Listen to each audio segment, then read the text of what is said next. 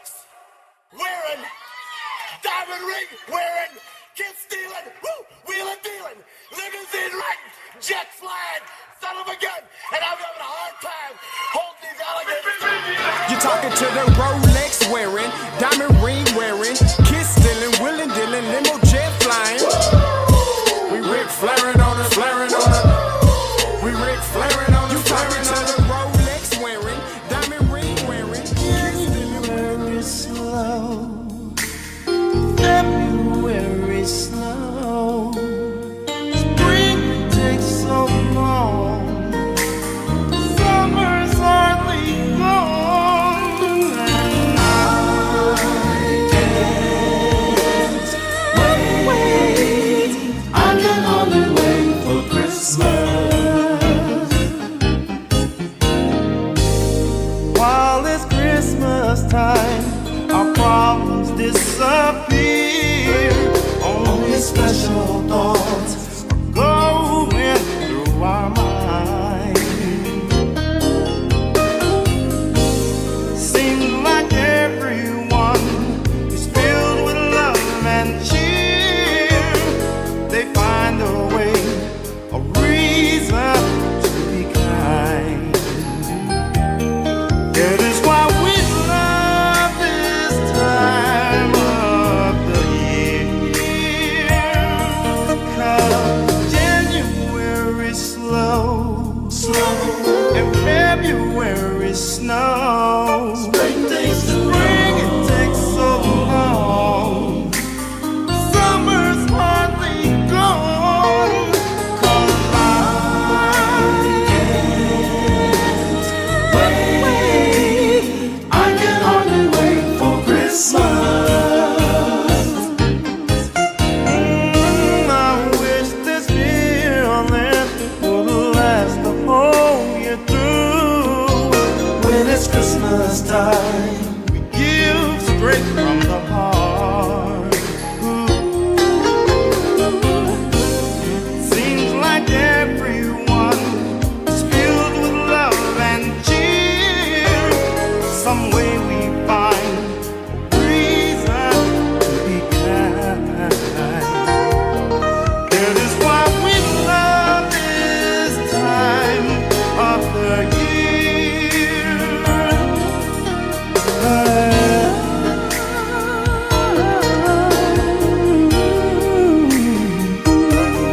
Cause January's slow, February's snow, spring it takes too long, summer's almost gone, and I can't wait. I can only wait for Christmas.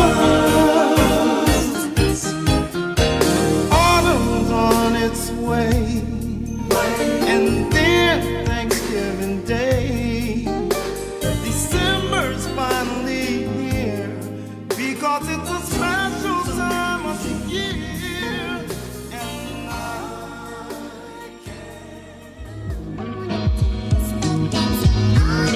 Hey, yo, Scotty, you going crazy for this one. We see what you're doing, we salute you. Hey, let's get it started. It's backpack, capital one. What's in your wallet? Got a call from my man, A. Scott. I said I got it. Love that you highlighting all of these black colleges. Try to pay me for doing this. Look, bruh, if you don't get off my line with that foolishness, voice of the SWAC, pull up where you at, no cap. If the Brody is speaking the soft facts, my advice, tune in to every show. Captain Petty, but we know that the sergeants are with the smoke. Speculate, just tell me what is we doing. Get into it, okay, look, I'ma say this and keep it moving. What is going on, everybody? It's your boy Scotty, man. Listen, happy Christmas Eve to all you Bamas out there. And listen, I know I'm not going to see y'all tomorrow, so Merry Christmas. Merry Christmas, okay? Merry Christmas, Merry Christmas, Merry Christmas. All right, so make sure y'all are having a good time with your family, whoever you're spending it with, man. Make sure you get what you need, and what you want, all right? And remember, the reason for the season is Jesus. I know some of you heathens out there, because I was one. Listen, I was a heathen, okay? It was Easter and Christmas, okay? The reason for the season is Jesus, okay? Make sure you understand it. That's all I'm saying. That's what I'm here to tell you. The reason for the season is Jesus. All right. But then if you want gifts and presents and all that other stuff, that's cool as well. Right. Now, listen, I know all you Bama's like, Scunny, what do you know about the OJs? First of all, that is one of my wife's favorite Christmas songs. Right. So I'll be lying to you and say, like, I always knew. Listen, my Christmas song for the season is Let It Snow. Okay. Like, I know Christmas is here when I play that Let It Snow. See, listen, OJ can hardly wait for Christmas. That's my wife. She's from Ohio. That's her thing. She loves that song. So, of course, you know I love my wife, so I play that, right? But my jam, when it's Christmas season, I got to hear that Let It Snow with that Brian McKnight. Now, you might not like Brian McKnight. No, not a lot of people liking him at this point. But listen, I don't give a damn. Listen, that Let It Snow, that Let It Snow. Shh. Hey, it's Christmas time. It's Christmas. I can put that. That and Silent Night by the Temptations. If them two ain't in your rotation, I ain't got nothing for you. Okay. If they ain't top 5 in your top Christmas songs, I ain't got nothing for you. If Let It Snow and Silent Night by the Temptations, me and you can't hang. Okay, me and you cannot hang out. We just can't. That's top 5. Let It Snow and Silent Night by Temptation. Shh, come on, man. Stop it. I'm gonna probably play it before I get up out of here just to make sure we've set the gosh darn vibes for Christmas this month. But anyway, listen, man. Full deck of cards. Now, I'm telling you this. A lot of this stuff I just gotta get off my chest. I haven't done a show in quite a while, right? Because I've been doing some stuff, man. We've been trying to get the house together and stuff. So I just been doing. I've had a mean honey to-do list. If you only knew, okay? If you only knew, I had a mean honey to-do list. So got a lot of stuff to talk about. The call lines are going to be open. Listen, whatever y'all want to talk about. Listen, we all off of work, okay? If you're working on Christmas Eve, that job better be paying you time and a half, okay? So we here, all right? I'm here, we here. Whatever you want to talk about, I'm here to talk about it. We can discuss it, laugh, joke, whatever. But it's a full pack show. I just gotta get some stuff off my chest, right? That's just a lot of times, man. Boy, what is this?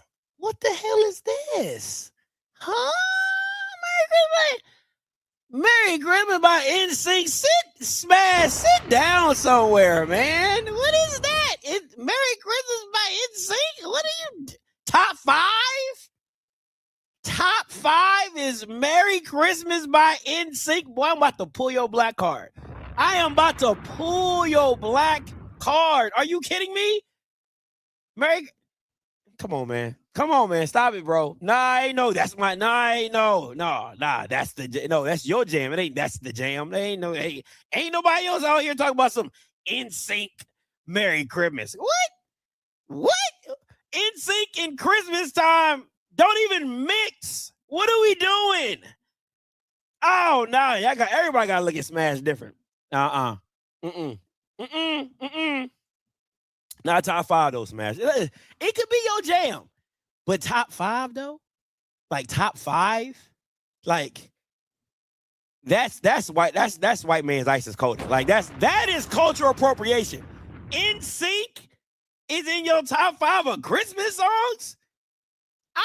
I wish I might put a white person in it better be some Nat King Cole. It better be some chestnuts roasting on an open fire. Jack Frost nipping at your nose. Like it better be it better not be one. He better not even be albino. Like he can't even be somewhat called, like Mariah Carey gets a pass because it's Mariah Carey, right? But listen, a white person in your top 5, no. For Christmas? For a Christmas song? Shit, you out your cotton picking mind. The first 20 is all black. Now you might put like 21 might be NSYNC, 22 might be NSYNC. 21 might be Frank Sinatra. You know what I'm saying? Might be some, I'm dreaming of a white Christmas just like the ones I. But bro, you got a TLC album. You got a Luther Vandross album. You got, I mean, goddamn. I mean, who else? You got the Boys, the Men, Christmas out. You got Mariah. Like, what are we doing? What? What? A white person making it? That's crazy. Come on, man. Like, no.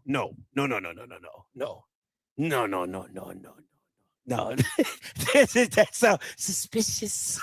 Doesn't that sound suspicious? Like, come on. No, it's no way a white person is that high up on Christmas. So what? That's crazy. That's crazy. Like, no. We cannot. No. There's no explanation. I don't care how much of a bop it is.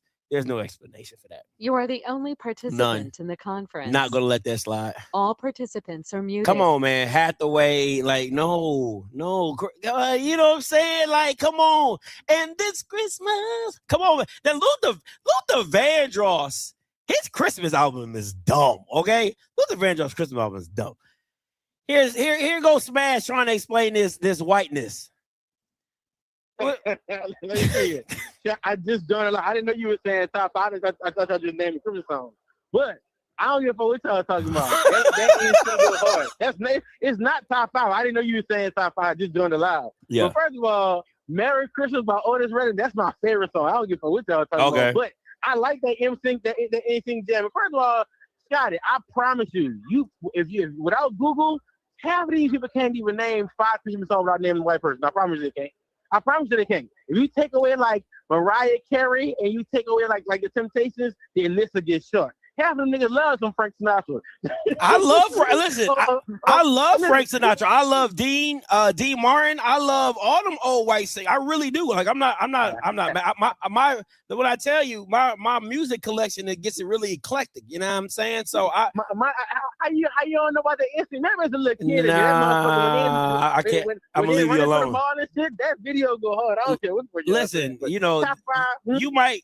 I don't know if the Backstreet Boys has a Christmas album. I think theirs will probably be better than NSYNC. I just think they sound a little bit better than NSYNC. That's me personally. It's a wonderful feeling. But that song go harder than wonderful. I don't give a fuck what y'all talking about. But anyway, I didn't know you were saying top 5, so that's why I was just naming the song. Oh, I guess, but you know that's a random song to be named. That's all I'm saying. And then Mariah. First of all, Mariah Carey on Christmas. Argue with your mom. I don't give a fuck who y'all talking. Her album against anybody, from the Temptations to whatever. Nah, she not like. Don't get me wrong. Mariah Carey is fire, but like if you go her album, her Christmas album versus anybody's back to back, she winning, bro. Nah, not that Luther Vandross album is cold, bro. Like, it's again, Mariah got All I Want for Christmas, and she got a couple bangers, but a couple bangers. She got a bunch of them. Half of them even ain't know that Old Holy Night. That Old Holy Night was shut up church down. Matter of fact, call Keita the phone. I bet you can vouch for that Old Holy Night. I'm telling you. And then when we get on the phone, somebody go, let me go see what Smash talking about. They gonna like that bit. I'm telling you. Oh, see, that's just a little too slow for me. Like, it's a little too churchy for me. Like that. Oh, it's just too churchy for me. Oh, Holy Night is just a little too churchy for me. Like. What you just say you like? What you say you like? Not Luther Van. What do you say you just like? Slow song. Yeah. Let It Snow or Silent Night? You talking about Silent Night? Silent Night Snow. Hey, nah, bro. But Old Holy Night is like slow and churchy. Like Silent Night is slow and it's a vibe, but it's not. It's really churchy. It's another Christmas song I really can't stand. It's like, Mama,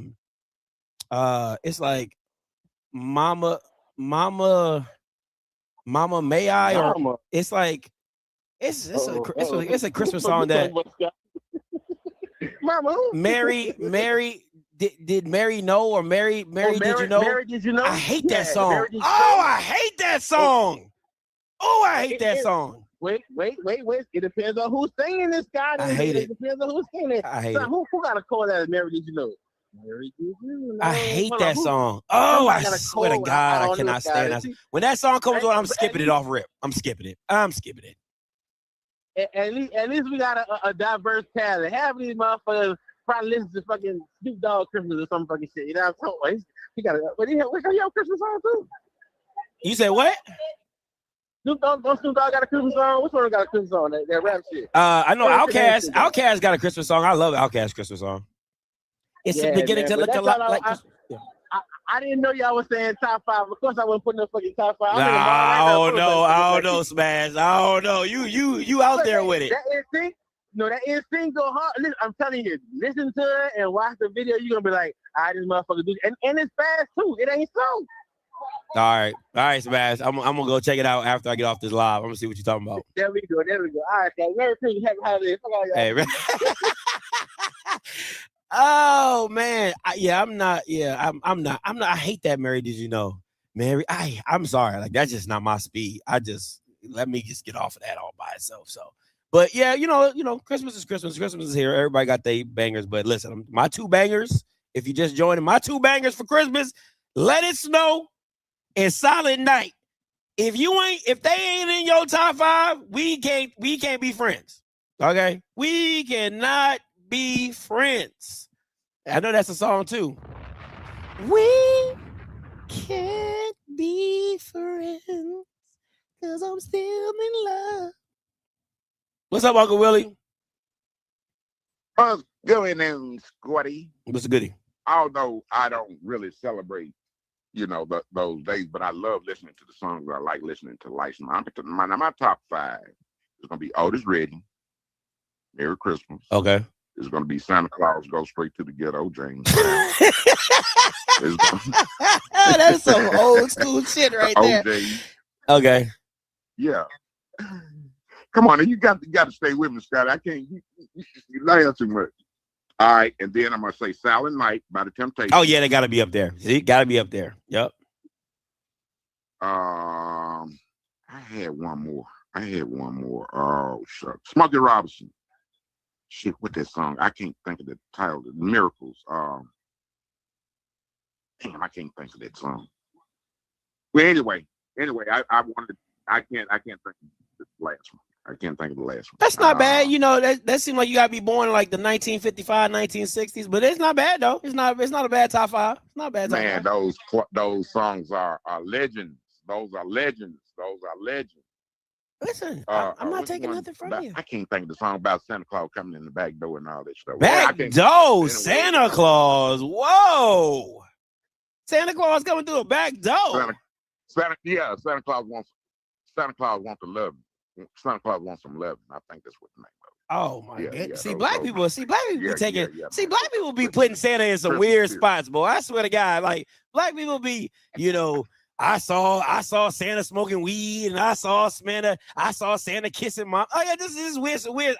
Santa go straight to the ghetto. That's Michael Jackson. I'm talking about. They saw Santa Claus kissing. No, that was somebody else. It's called Backdoor Santa. Boy, I tell you that boy. Yeah, Backdoor Santa. Boy, I tell you, black people put Santa in some weird spots. What's up? You need to look it up and play it. Look, listen, Scotty. I want y'all to seriously, straight up. Go ahead. Seriously, straight up. Now, I think that Jackson is going to reload. I think we're going to reload, but call me back when I get to the subject. We ain't gonna start it early because then you're gonna make the show go in a complete left. Coach Green. What's up? What's up, man? Long time. Yeah. I know you know, after you had that horrible Southern season, you just kind of went missing. But hey, teachers on. I ain't that. Hey, being Division II keep me busy, dog. Okay. Ain't like any other. Okay. Mm-hmm. Hey, I've been busy, man. Hey, we 8-3 right now. That's congratulations. That's more than Southern was. That's big time. And we beat Bethune. Oh wow. The Bethune girls? Yeah. Oh wow. Dang. That's cold-blooded. Gotta give you that. And lost to UCF, Central Florida by 10. That's not bad at all, Coach Green. Y'all doing it. Yeah, we figured it out slowly but surely. But I got my little top 5. Silent Night by Temptations. Okay. Is this in order? Are we going 5 to 1 or 1 to 5? It's not really necessarily. Okay, just 5. Okay, I got you. Go ahead, give it to me. Yeah. I got Michael Jackson. I Saw Mommy Kissing Santa Claus. Michael Jackson is coming to town. Santa Claus coming to town. Yeah, I do like that one. That's a bop. That's a bop. Chris Brown. This Christmas. Mm-hmm. And Mariah Carey. Okay.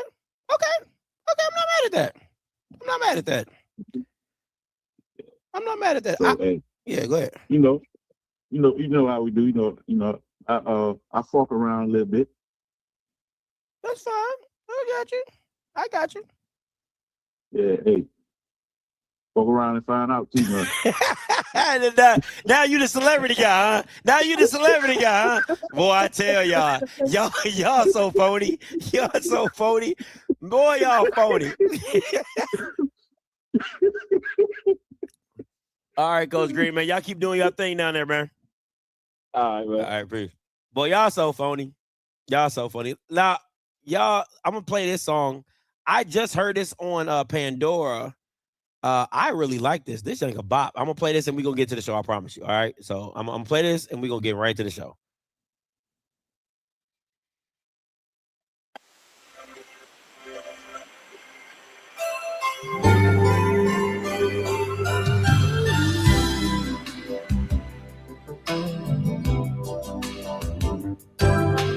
Christmas is the time we have picked to give each other gifts. I found this. I was like, oh, this no bop. I was like, this a jam. Most people never seem to think about the things we really need. The fact that the song that Smash did was In Sync, and you got all these boppers, right? But the first thing he put in the chat, In Sync, Merry Christmas. Boy, he should be shot. He should be shot for that. So I'm offering a rare present, wrapped up in a package that you can give from someone else.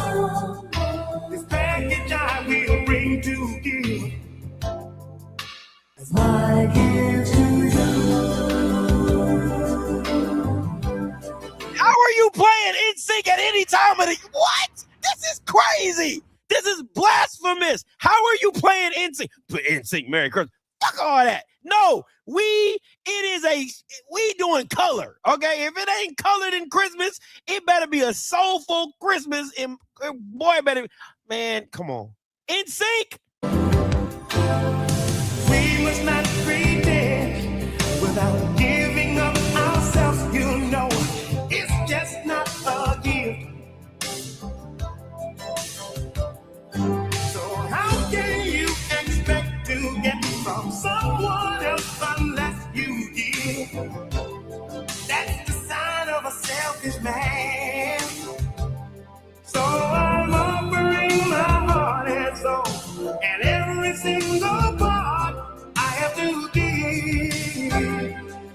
Oh, my love is what I bring to you. That's my gift to you. Man, that came on Pandora. I probably played that thing like 62 times. I said, oh, this is on fire. I said, oh, come on. You just, just because you paid for it. Play Quad City. What you want for Christmas? Okay, let me see what you got here. It better not be no white person. Play Squad. Oh. Quad City. What you want for Christmas? This better be. Oh, this just seemed like so. Oh shit! This seemed like it's about to be. Hey player, what you gonna get her for Christmas? Yeah. What you gonna get that boy? Come on. What you gonna get her for Christmas? Yeah. What you gonna get that boy?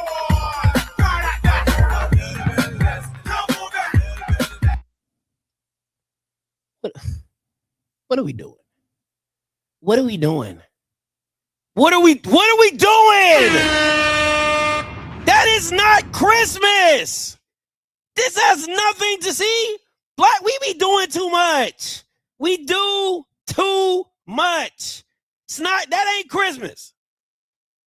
That ain't Christmas. You want to take that to the block party? Fine. That ain't Christmas, though. That ain't Christmas. That ain't Christmas. Come on, man. What are we doing? That ain't Christmas. Come on, man. What are we doing? What are we doing? Even the Outcast Players Ball had like a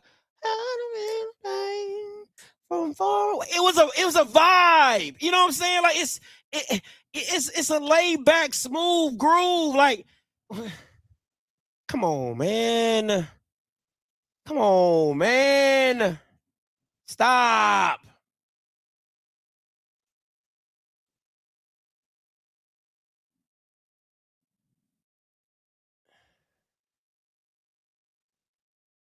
Man, let me hit that, man. You gonna pad that? Man, the scene was so thick. Low rise, 77 Sevilles, L dog, them but them relax. All the players, all the hustle. I'm talking about a black man heaven here. You know what I'm saying? It's beginning to look a lot like wood. Follow my every step. Take notes on how I crept. I'm about to go in depth. This is the way I greet my season. Here's my ghetto rep. I kept, to say the least, no, it can't cease. So I began to piece my 2 and 2 together. Got no snowy weather. Have to find something to do better. Bet I said some time. See, that's a vibe. You get what I'm saying? Like, that's a vibe. That's a, you know, that like, you want to jam? Hey, welcome to the slam. Like, come on, bro. That ain't Christmas. That you over here. Everybody get up. It's time to slam now. We got a real thing going now. Welcome to the Christmas. Like, that's not, come on, man. That's not Christmas, bro. It's not Christmas. It's not. It's not. I'm not doing no Run DMC, no ABC raps. I'm not doing that. You know what I'm saying? I'm not doing that. No. Come on, man. Sleigh ride is fire. Sleigh ride is fire. You know what I'm saying? Sleigh ride is fire. You know, now go back to the shake joint. Like, come on, man. What we doing? All right, what we doing? Y'all Bama's killing me.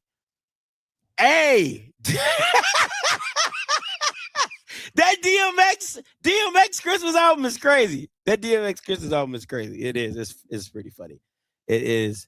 Yeah. No, Run DMC ain't got to be nothing in mine. I'm good on Run DMC. This is not my era. It's not my era. So I'm good on that. Yeah. Spirit of soul, but not spirit of ass shaking. You know what I'm saying? Like, yeah, Donny Hathaway, anything is pretty good. And so I can't knock that. All right, let's get into the show. All right. Y'all Bama's taking me off script. I'm trying to stay on task. All right. Listen.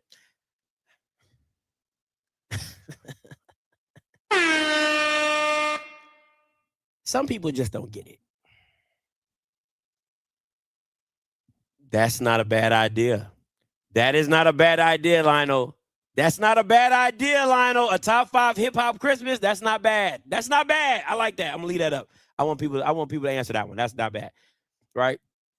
My thing is this though. Some people just don't know. I don't know if you can really see it. Let me blow it up for y'all Bamas. If you look at his profile pic, he got Sealy. He got Sealy in the profile pic. Okay? Now, somebody got to help me understand who got done wrong. Okay? Because what I seen with my 4 eyes, okay? 1, 2, 3, 4. What I seen with my 4 eyes is a Bama that got overpaid and got a job he was not qualified to do. I'm gonna say that. What I saw with my 4 eyes was a Bama that was overpaid and was not qualified to do this job. Very simple. So again, the mere fact that you got the job was a blessing. It was a blessing. Until you do right by me, do right by what? Do right by who? You got paid $250 to be ass. You got paid $250 to lose the Valley twice. You got paid $250 to lose the Bubba in the same year he didn't get renewed. You got paid $250 to get mollywopped every home game this season. probably one of the best home game runs in FAMU in a long time. Alcorn came in. Jackson came in. NCCU came there. Alabama State. I mean, you couldn't ask for a better home schedule than what you had. You should have. You had like 4 homecomings. You literally had 4 homecomings with just the big games and the big names that came into, and you got mopped every single time. Do right by you?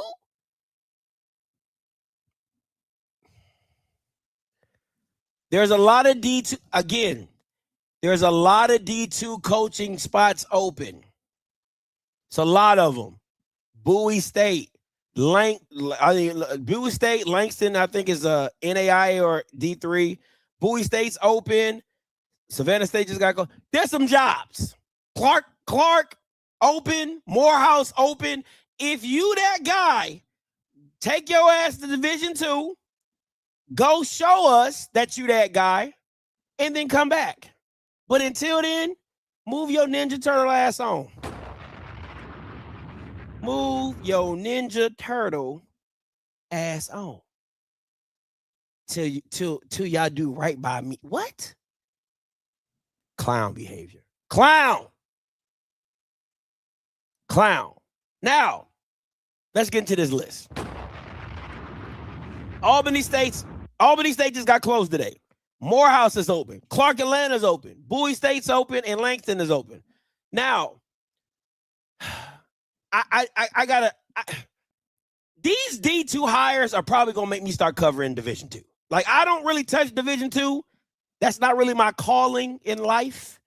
But the way it's going, they about to make me slide down to Division II football. Like, cause I feel like Jim Jones, when he's in the snow, like, this is getting out of hand. Like, the Bama's getting these jobs is outrageous. It's outrageous who are getting these jobs. And you're telling me these are the best qualified people you can find? Like, I'm sick and tired of being sick and tired, right? Like, it is a situation to me. Like, I get Winston-Salem State hiring Woodbury because he's an alum. But I wouldn't have touched nobody off Vic's staff. That whole Vic staff was ass. If you was a part of that mess, I'm not touching you. I don't even know what Woodbury did, but he didn't do enough. But again, he's an alum, NFL player, cool, whatever. He gets his job. We'll slide him out to the side. Whatever. All right, whoop-de-doo. But, dog, come on, man. What? Why? And I'm so glad you put this. Bama's got to stop living off this. This reminds me of Southern and the Pete Richardson tree. That Sam Washington tree, or whoever's around there in Cat Time, Washington, and listen, it's a hit and miss tree. It's a very hit and miss type of tree. But Bama's are still living off of, oh, he was a DB coach when we won 4 Celebration Bowl. Who gives a damn? You're in a white conference, dog. You're so far. Rob Barlow, thank you, Broadway. That Rob Broadway tree is hit or miss, right? Because people are living off of this. It's literally Southern with Pete Richardson. It is literally the same thing. Oh, he was a part of our run when we won 4 Celebration Bowls. He was the equipment manager. Who gives a damn? What part did he play?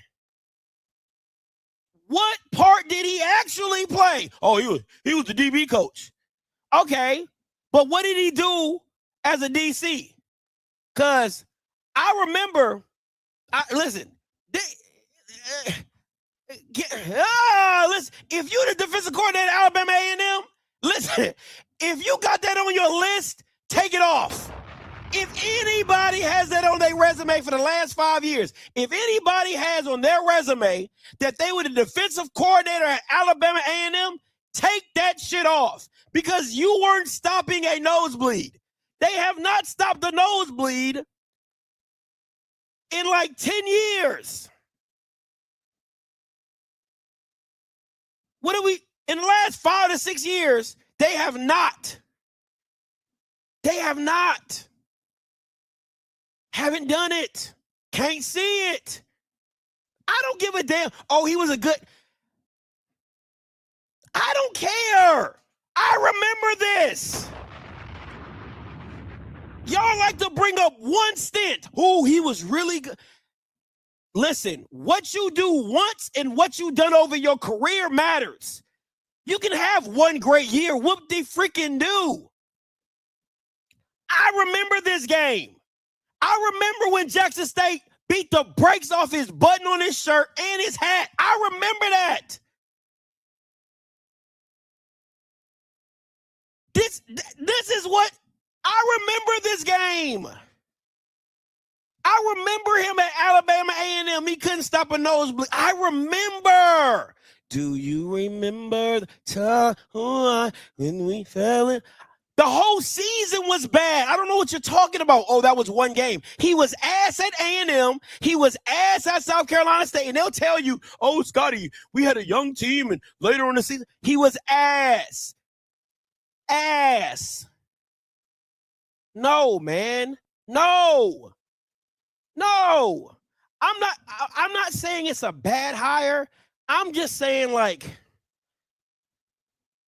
it was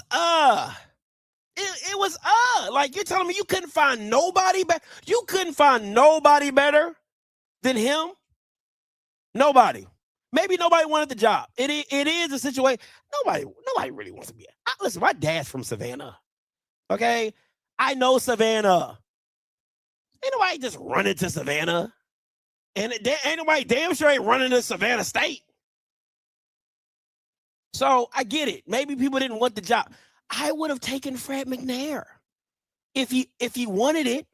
I would have took Dawson Odoms if he wanted. I would have took anybody other than Mr. Thomas Howard if they interviewed for it.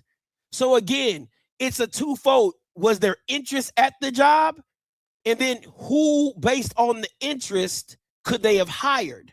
But to me, oh my God, I'm like, no, I'm not taking this job. He took the job. And I'll take Eric Dooley. I would take Eric Dooley over Thomas Howard. You know what you're going to get offensively? It's going to be the same old mundane thing. Again, we will see. I said the Rod Broadway tree is a hit or miss. I didn't say I don't like it. I just said it's hit or miss, right? Some people have been really good. Some people have not. That's all I'm saying. It's hit or miss.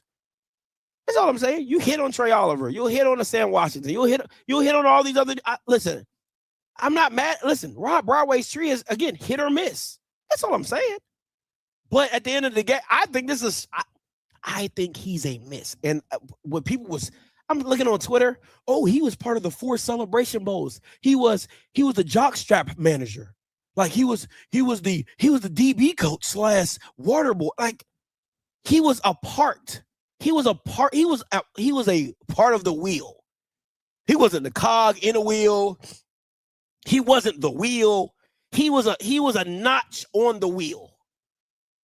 Like, come on, man. But people love to bring that stuff up. If it was AT and Roy, oh yeah, we thought about hiring him at NCAT. You know what I'm saying? Because he was a part of that 4 Celebration Bowl. And what has he done since then? What has he done since then? Oh, he had a really good season at Fayetteville State. Okay, but was that his first stop? What did he do at A&M? What did he do at South Carolina State? What did he do at Lincoln? What did he do at come on, man. Like, you got to look at the body of work. Like, come on, man. I'm sorry. We'll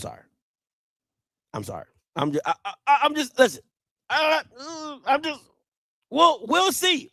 We'll wait and see. But I don't think this is a good hire. I don't. I'm not saying it's a bad hire. I don't think it's a good one. I'm like a D+.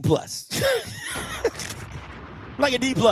6 to 9, 6 to 8. You know what I'm saying? Like D+. That's me.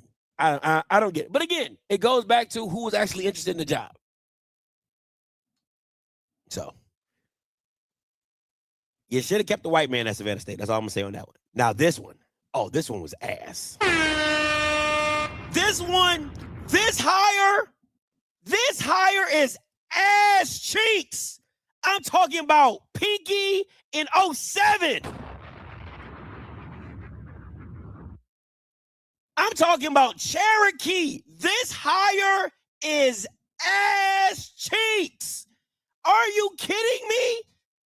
He literally got a job because he was on a, like, I need people, see, again, this is what I'm talking about. This is what he did. This is what he did when he was a head coach. He was the AD and the head coach at St. Augustine.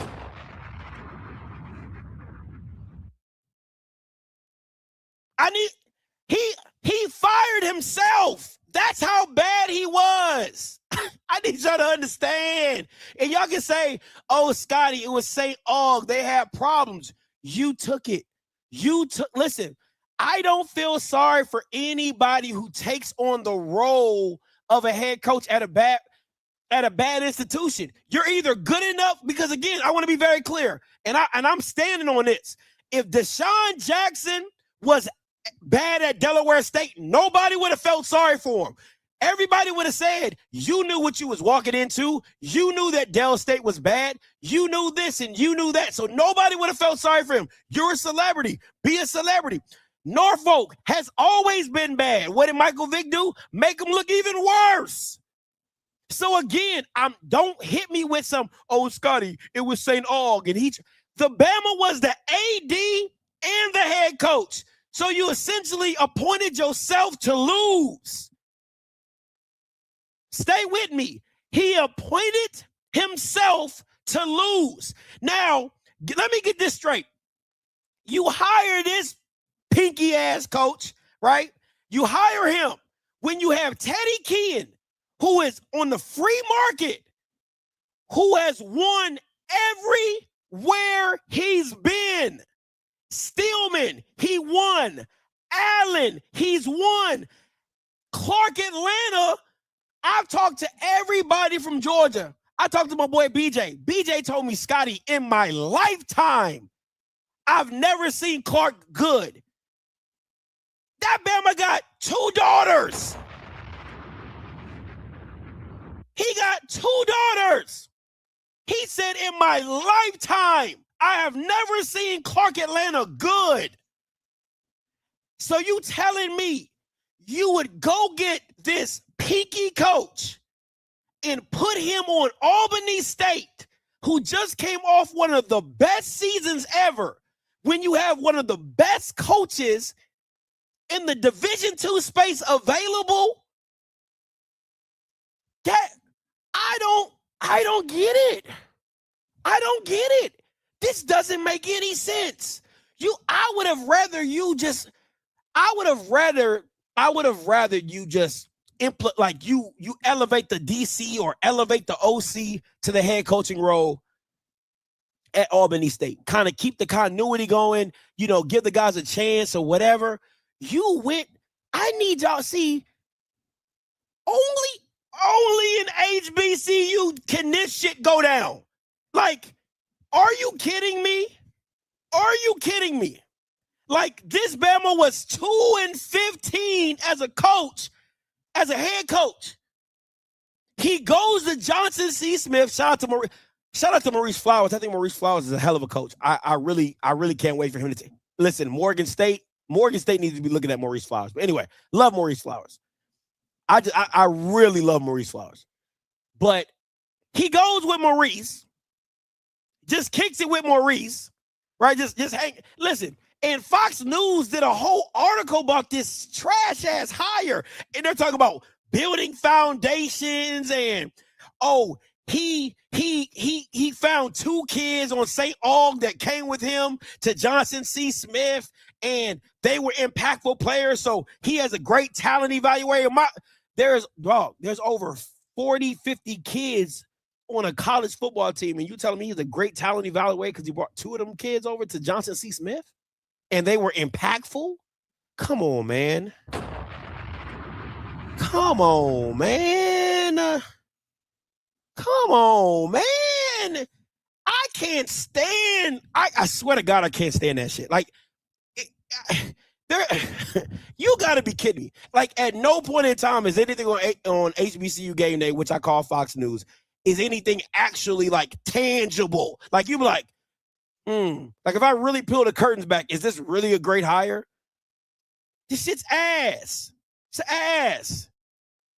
He must interview well. What could you have said? If I asked you a question, first of all, how the fuck are you even? I'm sorry. I told my wife I was going to stop cussing. How the fudge do you even get an interview? How does this Bama get an interview? How? Now, again, the AD, lovely lady, right? Don't know her personally. Beautiful profile pic. Shout out to Dr. Kelly, right? She does have ties to Johnson C. Smith as well as St. Aug. So,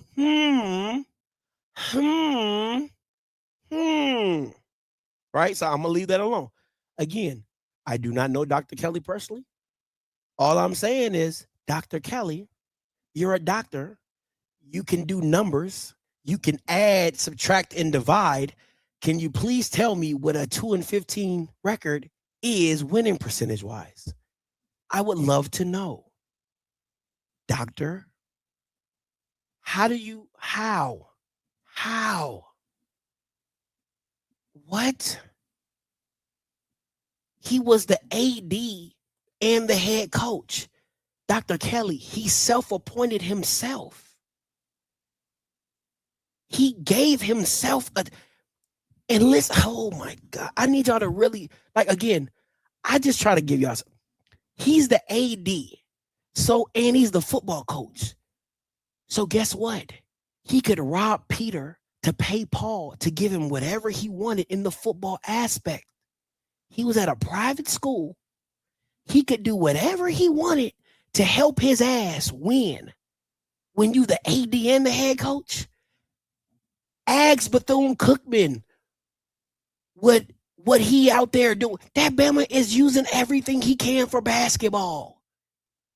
That's why them niggas out there swapping helmets with Reggie Theus and Bethune-Cookman. They out there swapping helmets because all the money going to basketball. Now they need to go to that gym, but that's neither here nor there. What do we? How you self-sabotage yourself as the AD/head coach? You know who else is the AD/head coach? Alvin Parker. And guess what Dr. Alvin Parker's doing? Ding, ding, ding. Winning.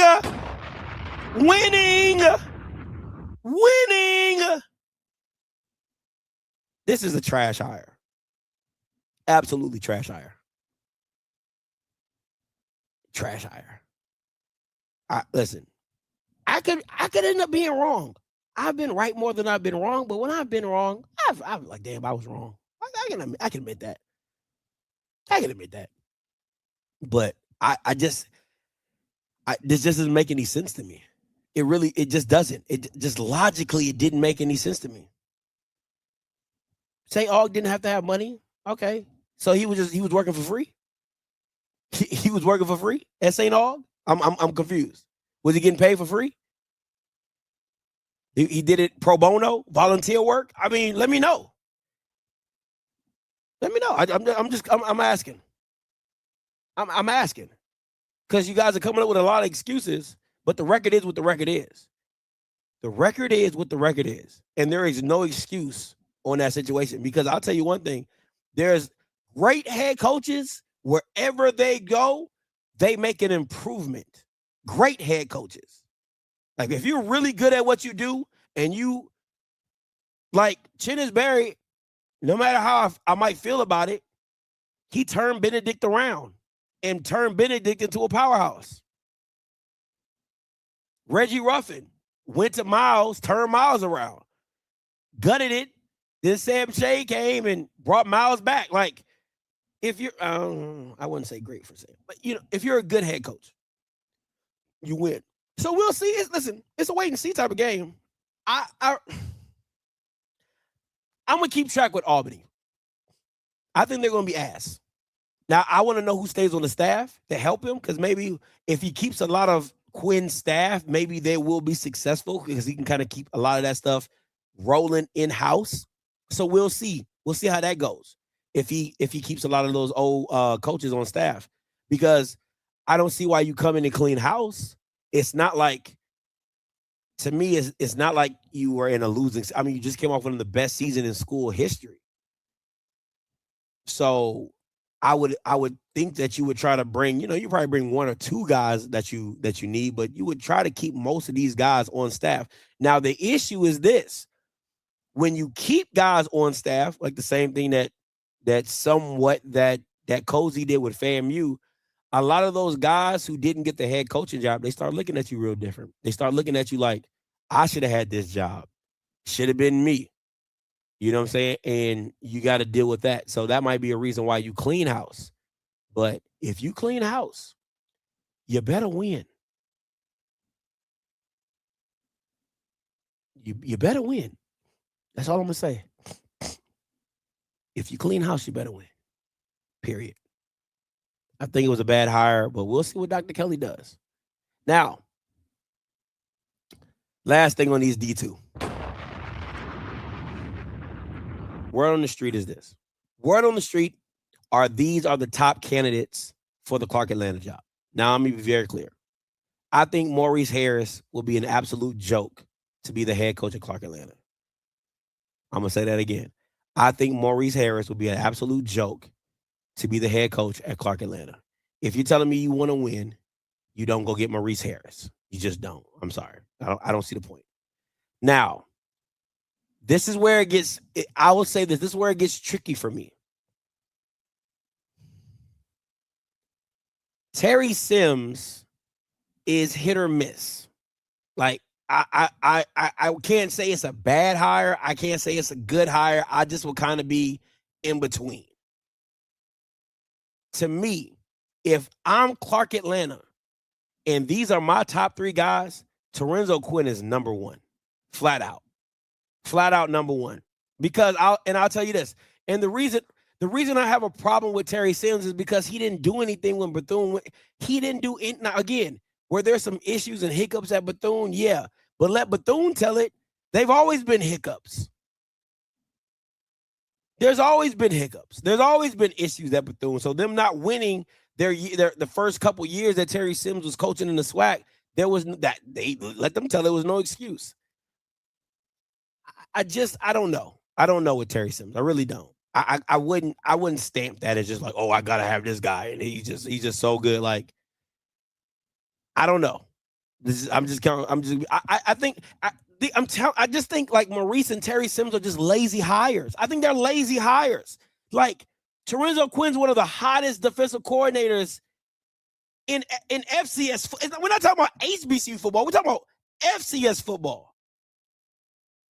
Right? Like, to me, I just feel like these are lazy hires. Like, go reach out to Nemo Washington. Go reach out to Terenzo Quinn. Go find you the top guys at coordinators and go. Who is checking for Terry Sims? Who is checking for him? And again, I want to be very clear. The AD Drew or whatever his name is, he can't F this up. He can't F this up because word on the street is that Morehouse really wants Teddy Keaton. Right? That's word on the street. Is that Morehouse really wants Teddy Keaton. And I would be damned if Teddy Keaton goes over to Morehouse and you hire a Terry Sims and Teddy Keaton comes back and mollywops you. I'm telling that's fireable. I'm saying this right now. That is a fireable offense. If Teddy Keaton goes to Morehouse and turns around and beats Clark Atlanta, that is a fireable offense. Whoever's the president of Clark Atlanta, get your head out your ass and fire your AD if that transpires. Because you would have Teddy Keaton and you wouldn't have to worry about that. So again, this hire cannot go wrong. because you had a winning coach that took you to a SIAC championship, which you had not seen in I don't know how long. So again, now me personally, I'm gonna just keep it a buck. All I want Teddy Keaton to do is kind of sit back, collect his money, and wait for Sam Shade to do what Sam does. And if it just so happens not to go Sam Shade's way, I would love to see Teddy Keaton at Alabama A&M. I'm on that bandwagon. I am pushing that train. You know, I push a lot of trains. I push a lot of celebrity trains. Dr. Brian's my guy. I would happily push a celebrity his way. But if there's no celebrity willing to take their job, it is two people I would love to see at Alabama A&M.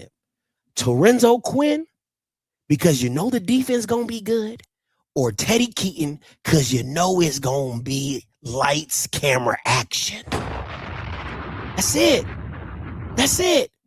Give me some competent coordinators. Give me some competent play callers. I'm cool. I'm cool with Torrenzo Quinn coming to Alabama A&M. I'm cool with that. The pink scooter ball would be exciting. The pink scooter ball would be lit if you had Torrenzo Quinn at Alabama A&M. Would absolutely love it. That pink scooter ball would be lit. You get what I'm saying?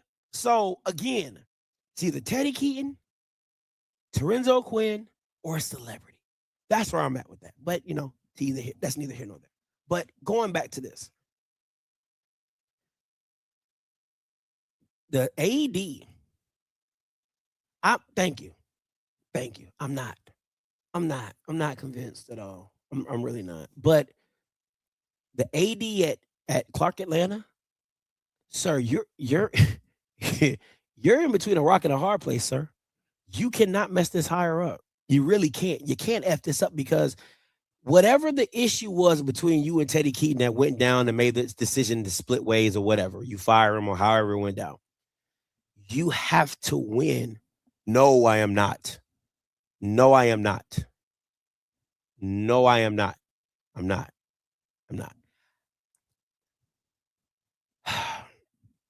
Listen. Smash. The hire made sense when it happened, right? He's in Miles. He's in Alabama. He's a University of Alabama grad. Yeah. All I'm like, the way year one looked, if I was AD Bryant and I had the money, I would have fired him. I'm so serious. Like, people are like, Scotty, you don't give. No, I don't give you no chance. I'm sorry. When I see and listen, A&M is not Valley. A&M is not UAPB. A&M is not Bethune-Cookman. Like, A&M has resources and A&M has money. And if I saw what Jermaine Jackson did at Prairie View, A&M and Prairie View are literally the same school. Literally. They don't have fans. They have the nice things to attract people, but they don't have the football pedigree. They're literally the same school. Literally. One's on the west, one's in the east. And what Jermaine Jackson did at Prairie View, Sam Shade should have done. The only game Sam Shade should have lost this year was the Match City Classic and Jackson State. That's it. Because I don't think talent-wise, I think Match City Classic, I think if you have Quad, I think it's a show. I think it's an absolute show. It is Andrew Body against Quad Brown, and it is electric. It's electric. Both of the defenses were ass this year, so you're talking about maybe a 35-40 game, 45-50 game. It would have been up there to me, so I'm cool with that. But they were not competitive. They were not competitive at all. They didn't even look competitive. So for me, year two is make or. That's just my personal opinion. I think year two for Sam Shade is make or break. Now, I think he has a 4-year contract and however they feel about it, but year two has to be make or break, because you can say, oh, Scotty at Miles, he went 1-9. Then next year he did this and I don't care about none of that. I don't care about none of that. Like, I don't care about none of that. Got to get it fixed. You gotta fix it. Again, when you have these, listen, I'm sorry. The standard for me when I look at these first-year head coaches is Jackson, Tremaine, and Chennis Berry. Now, Chennis is not fair because South Carolina State had like a program, like they had a foundation of what it was, right? Jackson and PV, I think Jackson had the buzz, but they were gutted. When Deion left, man, all they had was the tables and chairs that Deion left behind. And TC Taylor went 7-4. 7-4. 7-4. Tremaine Jackson the team was like what, 4-7 last year or 5 and whatever. They win the West. Year 1. They win the SWAC. Year 1. They weren't just happy to be there. They won. No, Jackson was not still stuck. No, Jackson didn't have anybody.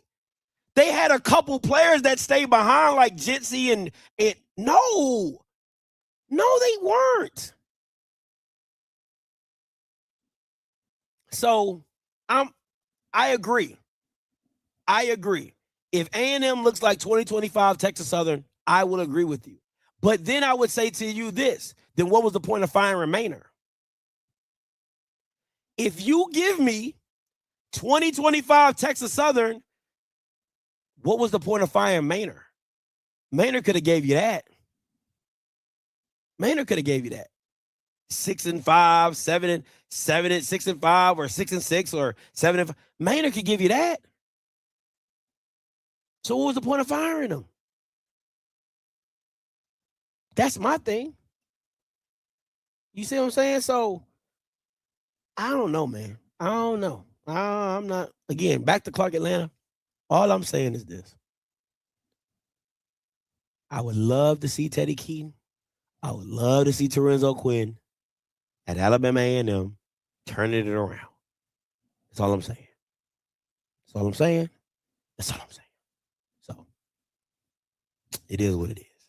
Now, let's move on. Whoever the AD is at Clark Atlanta, don't F this up. So I'm tell you, don't F this up, Clark Atlanta. You're going to be in some trouble. Trouble. That's all I'm going to say.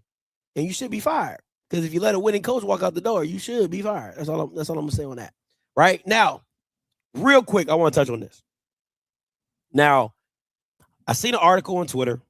Somebody talking about Tennessee State to the SWAC. I don't see the point. I really don't. And this is my reason. And again, call lines are open, 518-263-8124, 518-263-8124. What's up, Coach Green? Yo. What's up? I got a question. Talk to me. All right. I know how you was criticizing the hire from John C. Smith to Albany. Mm-hmm. All right. How about think about this? All right. The head coach that was at Maryland, right? Mike Locksley, something like that? Locksley. Yeah. Before that, he was at New Mexico and had that same type of record. Then went to Alabama and then got the Maryland job. I thought he was at Illinois. And then went to Saban, and then I thought that's how it went. But it could have been New Mexico. Go ahead. I'm sorry. It could have either one. I get your point though. Go ahead. Yeah. Can you give him do you think he could possibly have the same type of grace? Probably learn a few things from the coach that's at John C. Smith, because he did a hell of a job at John C. Smith. I love Maurice Flowers. Yeah, I love Maurice Flowers. I think he's awesome. Did a hell of a job. Yeah. Probably gave him some pointers on a few things. Probably learned a few things. And whatever he learned at John C. Smith is very valuable going to New Albany. I think for me, and go ahead. And he got the support that he probably didn't have at St. Aug. No, the support matters. Also go hand in hand. No, the support matters, right? But this is my thing. I think when you have if I have an opportunity to get somebody that's better, like Teddy Keaton's better. Like his resume tells you he's better. And if I have a chance to go get that guy, why don't I go get that guy? That's my only issue with it. But again, you're right. Like Maurice Flowers could be the black Nick Saban, right? Like he washed your sins away and then you go get a job and you do well. So again, I do think it's a bad hire because I don't know what he could really do. I mean, his record told me enough. That's just my personal opinion. But again, he could go to Albany State and be better than Quinn. He could be better than the white guy that was with. He could be, but yeah, I mean, just off the optics of it, I just don't understand it. I just don't know because again, he wasn't a coordinator at Johnson C. Smith. He wasn't a defensive coordinator, went offensive coordinator, was just associate head coach. And yeah, because a linebacker, I think he was the linebackers coach. Go ahead. Yeah, I was just using that point with him. It's hard for me to use that with Thomas Howard because, everything you said with him, because what happened at Alabama A&M, what happened at South Carolina State, he may have done really well at Fayetteville State this past year, but the other knocks is what you were saying about them other two hires as DC. Yeah, like you have to account for the other two stops. You know what I'm saying? Like what happened at these last two stops, and now you're at Fayetteville. What's changed? What's different, right? And that's what you talk about in the interview. If you felt if he, hey, what changed? What was different? What did you learn? What was some of those things? So again, you can sell yourself in the interview. You can maybe he knew somebody that knew somebody and they liked them and that was their first choice, and he interviewed really well because I heard that I think they said somebody told me that Odom's applied for the job at Albany, but he bombed it. That's what somebody told me. Dang. He bombed it. All right, well, I got another question. What's up? Since you with the Albany State job and the Savannah State job, do you know if Keaton applied for them too? Yeah, I know Keaton applied for, the Albany State job. Okay. Yeah, I get what you're saying. Then I get what you're saying. You know what I'm saying? Like if you know they're like, again, to me, what's the difference between elevating? Like, let me ask you this, Coach Green. Like, you're having a really good Division II season, right? And I don't know what your position is. Let's just call you're like the first chair, right? I know that. I think that's how, I don't know how basketball coaches work, but I'll just call you the first chair, right? So you're the associate head coach, right? And your guy leaves and you're like, man, this could be my role. This could be my, I was a part of this. I helped build this and everything like that. How would you feel if they went outside of that and brought somebody in that had a record like, you know what I'm saying? Like Bowser, like, you know what I'm saying? Like, I get, like, you would have to, even as much as you would want the job, if they went out and got a Tamika Reed, you'd be like, shit, goddamn, like, I can't say nothing about, you know what I'm saying? Like, you gotta chalk that one up to the game. You're like, hey, listen, it's Tamika Reed. Like, you know what I'm saying? Like, hey, it's Tamika Reed. But if it was a guy that you looking at his resume, you'd be like, how did he get this over me? I helped build this to what it is now. How did he get this over me? Like, that's the part you couldn't make that make sense to me. You get what I'm saying? Well, maybe they bombed the interview, like you say Odom did. That's fair. So they gotta come behind. They gotta come behind a coach that just had a winning year and won the first round of playoffs. So that interview, the way you talk in that interview, probably means a lot on what you're gonna do to keep the same level that they asking for. Yeah. So maybe they bombed the interview too. That's fair. Yeah. So, but that's why I got right there, man. I just wanted to throw that at you, see what you think. Hey, also, did you get my text? No, I don't have that text number no more. Oh yeah, I don't have. I gotta start it back up. I don't have it no more. I let that app go. Well, just to throw a little bit at you, I was talking about the Chicago State, with Chicago State having football, and about the Chicago Classic. And I was like, what if they become a part of the Chicago Classic along with another HBCU?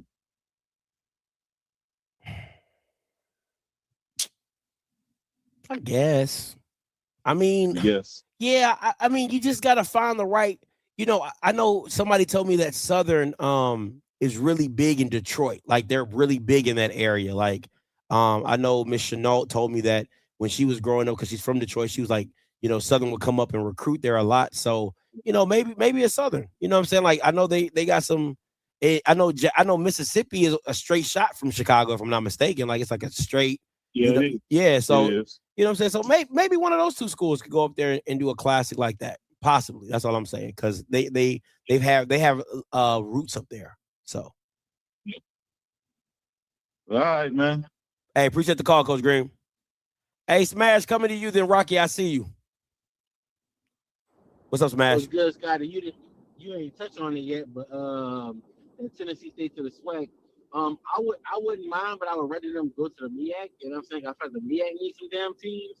And as a person who's been to a few Tennessee State games, I think that would honestly help Tennessee State. Like, they put A&M on their schedule last year, and that was their most packed game of the season. You know what I'm saying? So I think that they have to realize that they're still an HBCU. You know what I'm saying? Kind of like the I ain't gonna say like ACAT going to, because people gonna always go to their games, but like, I think the culture aspect of it, that's what Tennessee State needs. And I don't mind them being a dominant team in the MEAC or the SWAC, but I will put a pad in trip and everything else. You know what I'm saying? Because they're not surviving in that conference. They did. That's my personal opinion. I know they'll get more fans for the game, more crowd engagement, and just more culture. So I think they're, and shit, the MEAC need more teams. So what you think about them going to the MEAC versus the SWAC?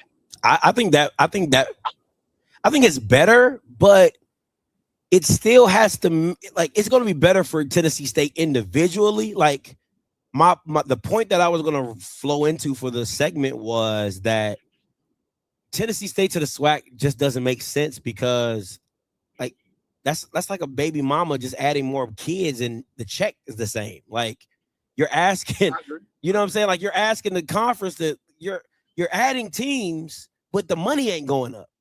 Like, the money you splitting ain't going up. Like, so it becomes a more mouths to feed type of situation. I think for Tennessee State, I think it works for them because they get the best of both worlds. They get to still play white schools because of the out of conference schedule, and they get the black schools that they need in the conference slate, right? So I think it just fits them better, because I don't think Tennessee State truly wants to be like an all black conference. Like, I do think it will work best for Tennessee State. But the brand for Tennessee State, I think they like to play both sides. Okay, when you say, oh yeah, you're right, they do like to play both sides. I feel you on that. But I do think they're not surviving on trying to play both sides. They still have a lot of financial trouble just fucking last year. You know what I'm saying? So I know by coming to a black conference, if the MEAC, you'll have more support. You know what I'm saying? The SWAC for shit show. Because I know different fans of travel. You know what I'm saying? Like I said, I know I'm a band guy. I just know what that would look like, because we always want to see Tennessee State band. You know what I'm saying? But you never get to see them because they're always playing Boo Boo the Fool and who else they getting their fucking brand kicked in by. You know what I'm saying? Yeah. So it's like one of them things where I know you join the black conference, you automatically getting more dollars to your game. And then they play the Tennessee State, the Tennessee Titans Stadium. That would be empty as a motherfucker. You know what I'm saying? So that's just my take on why I think they should come. And once again, I do think the MEAC need more teams. We need to everybody, if coming to the SWAC, go your ass to the MEAC. That's just how I feel. If you're a bad school trying to change conferences. That's fair. I mean, I think MEAC fits them better, easier on the travel. But I think for them to try to dibble and dabble in the white and black side, I think the MEAC makes more sense, because the MEAC takes out of conference games more seriously. And I think Tennessee State likes that. Yeah, I'll take that. But that's my hot take. I just got them going. I appreciate it. Let me say this. You can recruit all the Jimmies and the Joes you want. You can still lose. Like, what? What? And again, if you're a great recruiter of talent, I think you should have won more than 2 games at St. Aug. It's just facts. Facts. Again, it's a wait and see type of situation. We'll see if he gets the talent. We'll see what he does with it. We'll see how he does at Albany State. But again, if you're a good coach, I'm just saying, you turn it around. It's no excuses. You don't get excuses. You turn it around. You took the job, turn it around. Point blank, period. You went into the interview saying you would turn it around. You took the job knowing you had to turn it around. I don't care about, oh, yeah, like, no. Turn it around. Point blank, period. Rocky, coming to you. Hey, what's up, good brother? What's up, man? Hey, man. We shared in our group text that Bowser got the job, and I didn't know who he was before then, right? So I did a little research, whatever. And after doing some research, Scotty, this sets back HBCU coaches, in my opinion. And these hires like this sets back HBCU coaches because you take a guy who has already had his chance, right, and failed, and then what you turn around and do is hire him from a staff that was from a school that was very successful, had a historic year, but he wasn't a defensive coordinator or offensive coordinator on that staff. Was not. And you bring him in and give him another shot, right? See, this is my point, right? And I'm not comparing, PWIs to black colleges, but I want to make this analogy, this point, is that when you have a guy like Teddy Keaton, who got his shot at multiple stops and made good at every stop he had, right? He deserves a job. And it goes to, let's point to the fact that as a black coach at black schools, if you have success, you should be given an opportunity because these guys ain't going to be given an opportunity at a white school, right? Facts. But what Albany State did is they bring a guy in who had already had a shot and failed and give him another shot while Teddy Keaton is available. It just doesn't make any sense as a hire, is what I'm saying. Now, of course, I don't know all the details related to what Albany State needs and what they're, they maybe they offered it to Teddy and they could make the money right. I don't know what the situation was, but there's no way that this guy should get a shot if a Teddy Keaton is out there. I look at it like this. Again, I do not know everybody that applied for the Albany State job, but I'll tell you what I would do as an AD. As an AD, I would have reached out to Jordan from South Carolina State, that defensive coordinator. I would have reached out to him, Coach O. I would have reached out to him. I would have reached out to Nemo Washington from Delaware State if I'm Albany State. I would have reached out to Antoine Williams at South Carolina State. I would have reached out to Jonathan. He don't call plays. Like, it's Chisberry call plays, but all right, you know what I'm saying? But okay. I would have reached out to Sewell from Morgan State, right? Like, I'm going to go get me a hot guy. Go get me a hot guy. Like, Bowser is not a hot name. Like, he's just a black coach that was on a good program. Like, he deserves a head coaching opportunity? Like, that doesn't make any sense to me. Like, what has he proven? He proved he couldn't be the guy at St. Aug. Then he goes to Johnson C. Smith. He's a linebacker coach. Like, what are we doing?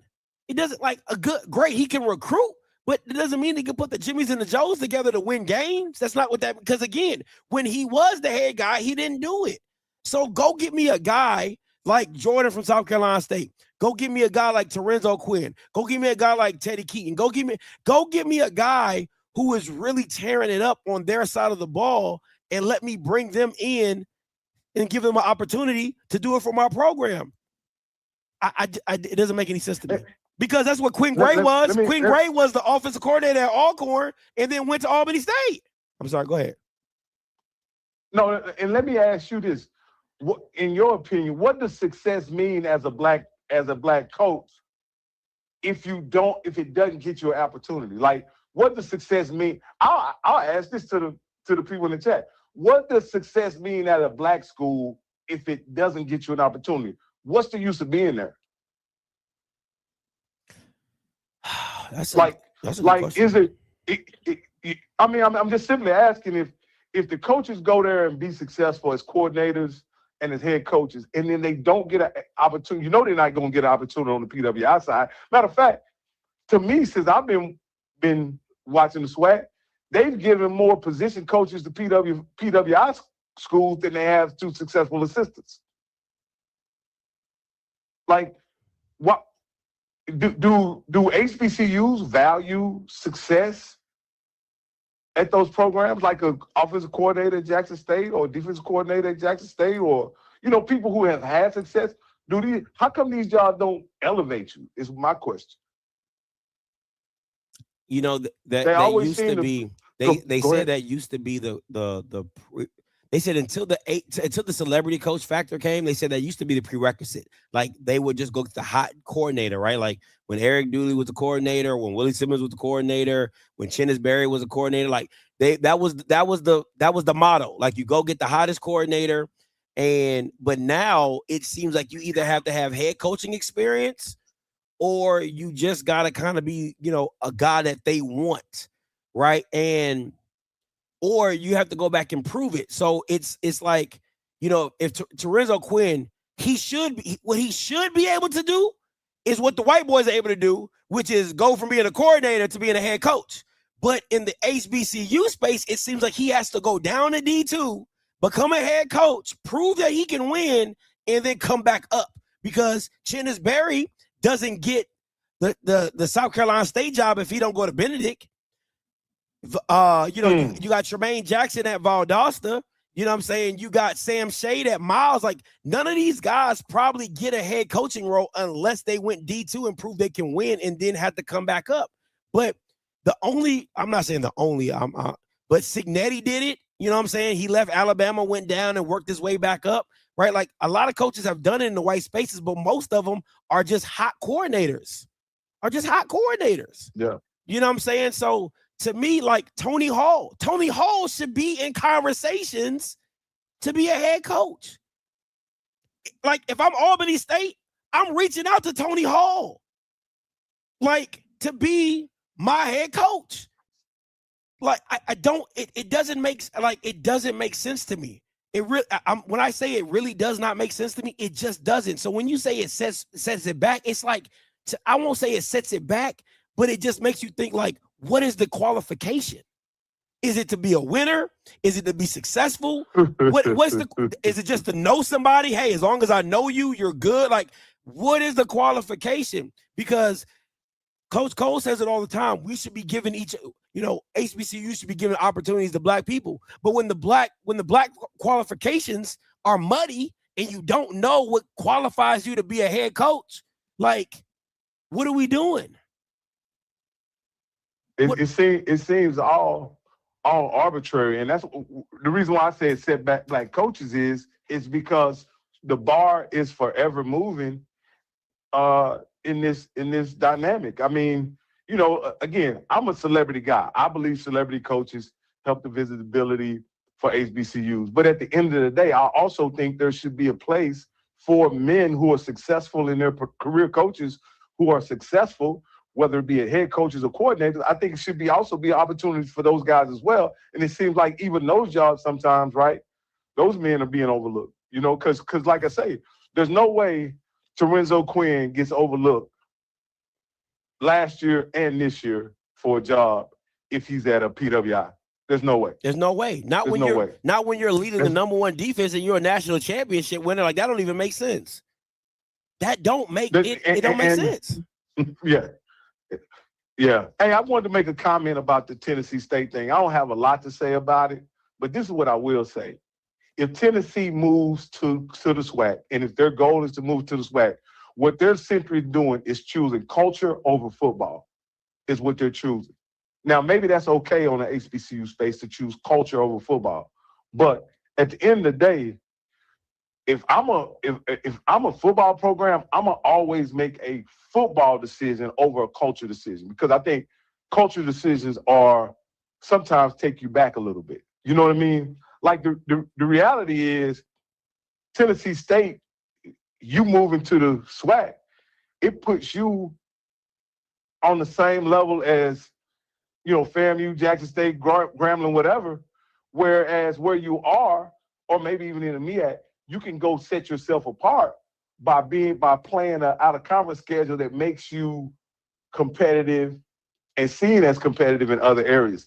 I don't think you could do that in the SWAC the way it's set up. Like the whole deal where the SWAC doesn't go to the playoffs, I don't think that's a real football decision. I think that's a culture decision. And the SWAC values culture over football. And I just think, again, as a football fan, I don't think that's good for football. I understand as HBCU fans, y'all love that and you guys embrace that or whatever. But at some point, I think, culture, at some point, the football has to matter. And I don't think it would be a good football decision for Tennessee State to move to the SWAC. Hey, I'm out, Scotty, man. I'll keep listening, bro. Hey, appreciate it. Listen, I agree with Rock. Like, football-wise, it doesn't make any sense.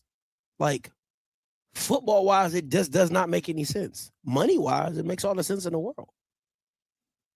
And I'm going to keep saying this. I think the conference should mandate that you cannot play inter-conference games as out-of-conference opponents. I would stand on that. Listen, again, you're talking to guys who like football. I don't give a fuck about a band battle. I don't give two shits. No, I do love the Golden Girls. I can't lie. They're my favorite, right? But if we're talking football, it doesn't make sense. If you want to be a premium product, football, it doesn't make sense. And the school is not struggling because of football.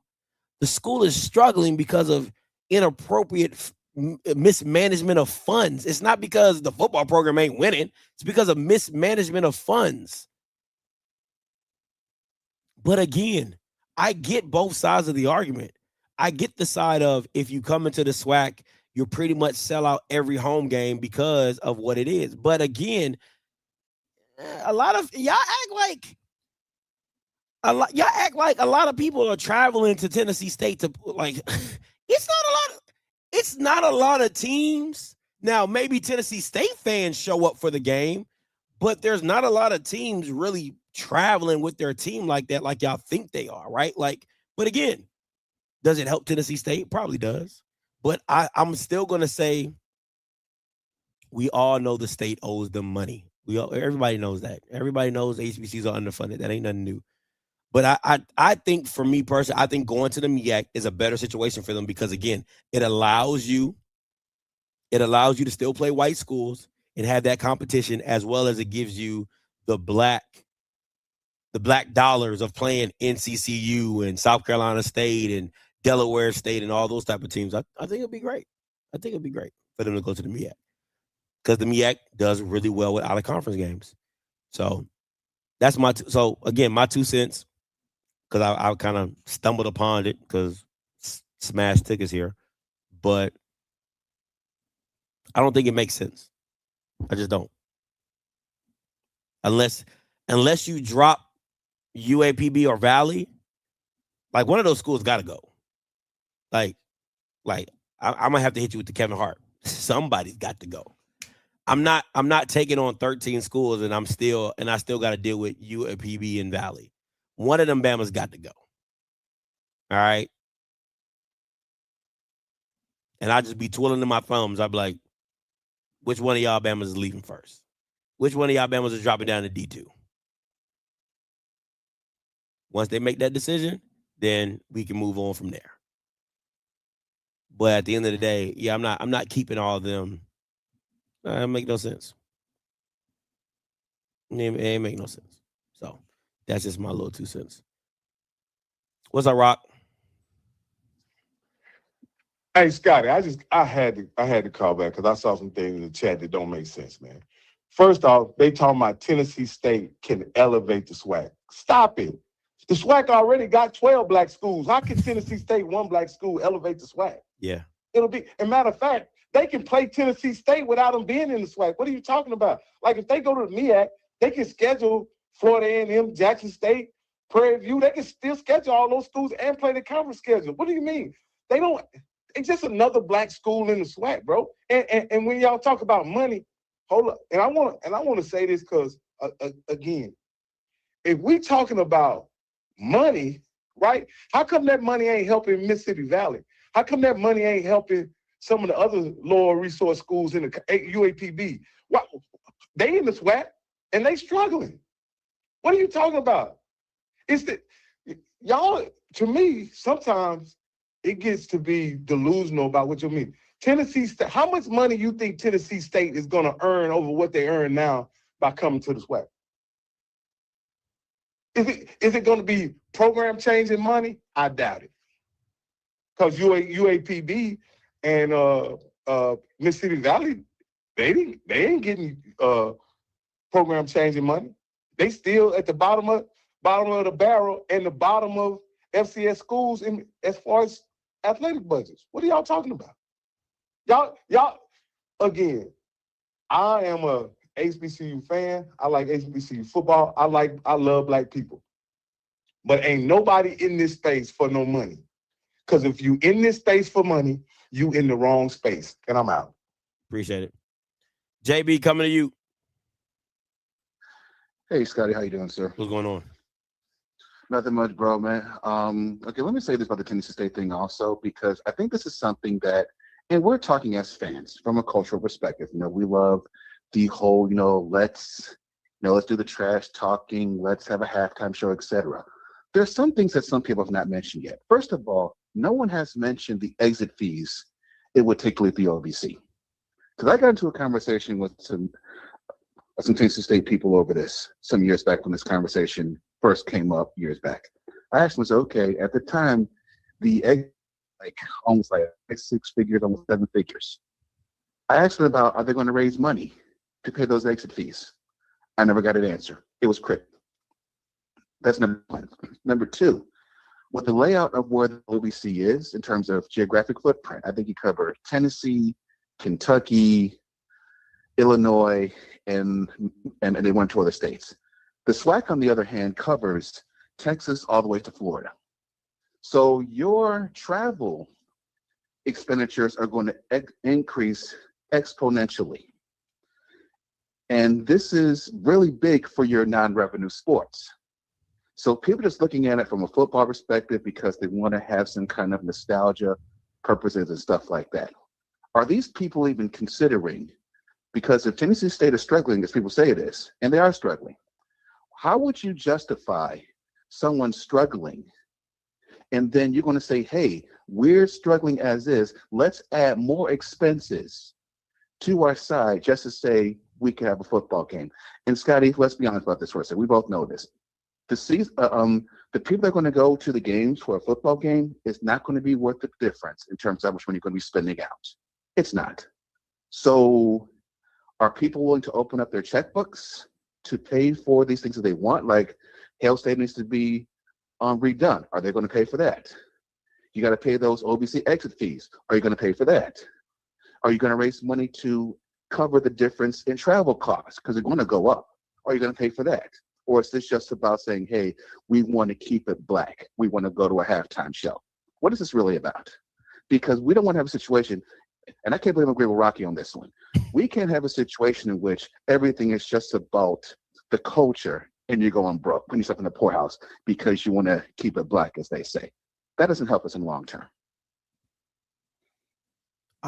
Listen, I think I think you're making fair points. It's just that when you, it's, to me, it's a numerous of things. It's a cornucopia of things. I'm gonna get some other callers, and I'll get back to your point, JB. Appreciate the call, though, bro. Sure. All right, man. Thank you. That's fine.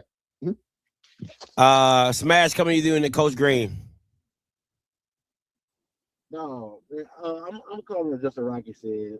UAPB struggling, like hold on. First of all, it's stuff like that. It just be like, bro, I know he don't be really talking about sometimes. And I ain't trying to come from him, but I'm just saying, like, when UAPB ever was struggling, ever, like, yeah, they might not get a teacher come to their game, but they don't. If you ever been to UAPB campus, you know they don't need for nothing. Stadium nice, facilities nice. It's just empty as a motherfucker now. But struggling, no. And yes, I don't care what you're talking about. If you put Tennessee State in the MEAC, they will get more revenue. Yeah, like a boy said, you got to pay a bio class. Who cares? If you already you ain't making the money as it is, you might as well make an investment to make money. You know what I'm saying? No, I don't want to come to SWAC. But acting like culture ain't saving this thing, that's the only thing Scott, you be right sometime about it. But no, so sometimes culture is black football. And as much as y'all try to take it from it, not you, Scotty, as much as y'all try to take it from it matters. I don't care what you say. If you know what Tennessee State is, besides saying people want to travel, you put Tennessee State against Jackson. That go to the Heritage Classic again. You mean to tell me I get that every year again with the culture of the band? Packed out game. Give me Tennessee State versus Southern. Packed out game. Give me Tennessee State versus Alcorn, Mississippi Valley, or any of them close schools. Packed out game because it's right there. So I don't care what the hell you talking about. Some a buyout clause or like choosing culture over football. Yeah, your school. You wouldn't have a damn school without. We would have football without a school. So yeah, bump that. You know what I'm saying? That just made me hot. Like talking about culture over football. I get it. Yeah, the football you may go to a lower conference, but you already losing now. You're losing, you know what I'm saying? You losing playing the white man's ball. Come back, these damn schools up and possibly make some changes from them. But until right now, no, I'm not feeling it. No, okay, so let me say this. I understand both points, right? It all depends on what scope are you looking at it, right? Like I'll give a perfect example, right? This is how I look at it. When you take Jay-Z out of New York and you bring Jay-Z to Florida, he doesn't hit the same. Like people know him. Right, but they don't hit the same, right? And when you take Lil Wayne, or I won't even say Lil Wayne. Let's say you take Gucci. Let's say you take Gucci out of Atlanta and you bring him up to Maryland. Like he don't hit the same, right? And that's what Tennessee State is for black football. It's like when you go back to your. I disagree, Scotty. I disagree, Scotty. I'm gonna stop right there because I feel like. With them artists example, you said I do get it. Y'all listen to a Gucci man like that for in the damn Maryland. I understand. You know what Tennessee State is, the black football? Tennessee State is a cousin that can't come outside because he always punished that we miss. He wanted us. We just haven't seen him in a long time because the school. You're not understanding. You're not understanding what I'm saying. You're not understanding what I'm saying. What I'm saying is the value that Tennessee State brings to the SWAC is not a football standpoint. It is a cultural standpoint. So that's what I'm saying. Like when you take Gucci Man out of Atlanta, culturally, he's bigger in Atlanta because Atlanta embraces him for who he is. But if you take him out of that, they don't like Maryland don't understand it, right? Like that's what I'm saying. Like that's what Tennessee State is in football. Right. Okay. And Maryland will be the conference then right now, correct? Yeah. Maryland will be the OVC. Like we will take you, but we don't see the value in you. But when he goes back to Atlanta, he's the biggest thing in the world. That is what Tennessee State is as a football program. And you have to look at it in both ways, because if somebody says the football is better because of Tennessee State coming back in the SWAC, that is a false statement. That is a false statement. You have a program that cannot win a OVC title in the last, they won one, but they haven't been very competitive in a few years. And then you take that and you bring it into a conference that is already ranked as one of the 3 worst conferences in FCS football. So as a football, no, it doesn't make sense. Culturally, it's the biggest thing in the world because it's like, oh shit, like Gucci coming back to Atlanta. Oh, it's about to turn up. We don't care what you think. We love them. And that's what it is. So both sides make sense. It does on the football side, but I'm talking about like keeping them alive. Like, bro, I get it. Like, you know how I used to hear you say it all the time. Like some of the well, back when Valley was really with the air, like if they go to D2, they might dominate. You know what I'm saying? If you bet on them expense wise, less money they gotta pay, this, that, and the third. You know what I'm saying? I would just look at it as a it's not even downgrade. You just playing your own people. Stop trying to go play them and accept what you can be a real deal dominant program in the mid. You know what I'm saying? I don't want to come to SWAC, but if you come to SWAC, I would just rather them come back to where they've been at instead of trying to survive and grind like they're doing now. That's all I'm saying, Scotty. Football, culture, whatever you call it, I do agree on the football. You're not wrong. I'm just saying from what Tennessee State will thrive as and have every packed game. It's this NCAT is going through the same thing. Literally, NCAT is going through the same exact thing. You know what I'm saying? They stepped out. They try to go national. They not buzzing in the streets like they were before. Now they got to come back to the crib. You know what I'm saying? Like that's just what it is. I agree. They in the same boat. I agree. Yeah. bring your ass back home and stop trying to drink a white man ice white man water. I get it. Football, call it what you want to. Come back. NCAT got enough the hook, you know what I'm saying? If NCAT and Tennessee State both go to the MEAC, do you understand what they would do? It would be pandemonium. It would be pandemonium. It would be great for the conference. It would be absolutely great for the conference. Okay, yeah, that's all I want to say. But I think he lost me at UAPB struggling. What the? Listen, I'm not gonna lie to you. I'm cool with the baseball coach at UAPB. He told me he had to come out of pocket for a lot of his stuff that he did with his program. I'm just telling you that straight up. Like, so it ain't all butterflies and roses over there. Okay, like they not. It ain't all on the up and up. And maybe baseball like that. Come on, man. Yeah, we talk, man. I come, man. We ain't talking. That's the case. I would ask if I was a cat. Y'all want to send the OBs so bad? Give us the full RT. Y'all keep the rest of the sport. Tennessee State. I'll take it. That's fair. What we gonna do? That's fair. Yeah, you know what I'm saying? And NCAT too. Y'all want? You know what I'm saying? We'll take y'all part time, but I don't know, bro. But I never know if you're to struggle now. Baseball. I'm fuck baseball, man. We'll talk football. But that's all I want to say, bro. But I don't think they're struggling. And to me, I don't even like talking about Valley, dog, because I know Valley's doing a lot better than people think. They just in the middle of fucking nowhere and they always lose. And I would love to see a winning Valley season so you can see them. I went to that. I called you, Scotty. That Valley and Southern game, that motherfucker looked like a damn championship game or something. They had the balloon houses for the kids, had snowball, all kind of shit, different investors and banks and shit. I'm like, okay, Valley, I see what you can do. It's just they losing. And that's why I don't want to call them broke. But yeah, I know what Valley was, so I ain't gonna talk about Valley too much. But all right, Scott, I'm going. I appreciate it. Coach Cole, I'm coming to you. What's up, Coach Cole? What's going on, Mr. Scotty? What's going on with you? Talk to me.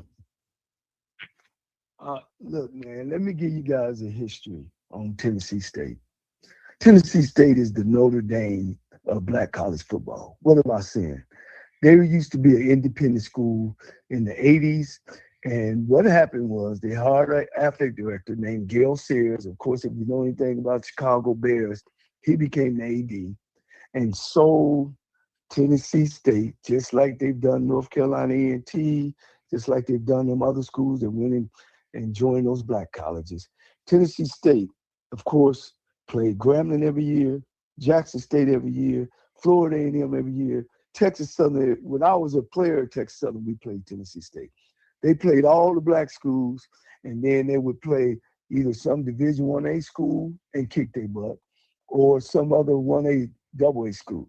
Tennessee State had more 11-0 records in the 80s and in the 70s than anybody. So what they do, they sold themselves, just like you was talking about NCAT. They go join this white conference thinking, oh yeah, we fitting in. But you're not really fitting in because all they want is your band. They want your band and they want your following. Tennessee State probably need to go back independent, go back to playing black colleges, as well as sprinkle some. And then that way they can start trying to get that following black of HBCUs. They don't need to, they don't need to, like you just said about the travel. They really don't need to join the SWAC. They really don't need to join. They need to me, just go back independent and start playing black schools every week. That's tough, Coach. With their band. That's tough. I mean, financially, I think financially that's tough. You know what I'm saying? Like to be traveling like that, you know, if you're playing, I mean, of course the Jackson and Tennessee State game, that's going to be like, you know, the highlight of the season. But you know, if you're talking about going to FAM, you're talking about going like that's Coach. That's expensive. That's what they used to do. They used to play FAM, Jackson State, Tennessee. Alcorn. They played all the black schools. And so I guess when they traveled, they used to get paid by the black school when they come in to travel. But the fan base was large and it was big. They not getting nothing from the Ohio Valley Conference. What did they get for? They won the Ohio Valley Conference 3 times, 98, 99, and just this past year. What are they getting from the Ohio Valley Conference? Nothing. They're losing their fan base. They're losing their enrollment. What are they getting? I don't tell me what they're getting. I mean, the only thing they're saving is on. I mean, that's the same reason why, You know, a lot. That's the same reason why FAMU left the MEAC. The same reason why, you know, Bethune. Like the travel is crazy. I mean, you're going from, if you're talking about going from Florida all the way to Delaware on a bus or on, it's just like, to me, I don't see it as being. I'm not saying Notre Dame is able to do that because Notre Dame got NBC in his back pocket and they pay. Definitely, I'm not comparing Notre Dame. I get what you. I'm just talking about like. They have that behind them, and even them, they joined the conference. You know, they joined the conference and some other things as well. But I don't know fiscally. They solo TV package, ABC TV package, and that's what brings me, Scotty, to this. We need to stop selling each individual. The brand is HBCU. That's the brand, and like I always said, Scotty, we need to put a TV package of our best matches together, our best matches, and then go to some TV, just like the SEC. Man, I'm an economist. If it works for Scotty, I'm gonna go ask Scotty, how did that work? It should work for me. And get a major TV package for Black college football, historically Black college football, and be able to get, and I'm talking about $300, $400, $500 million TV package. So when they come on TV, it's either the Orange Blossom City Classic, the Labor Day Classic, you know what I mean? All these classics, the Bayou Classic, where they seeing that people come out and watch our football games.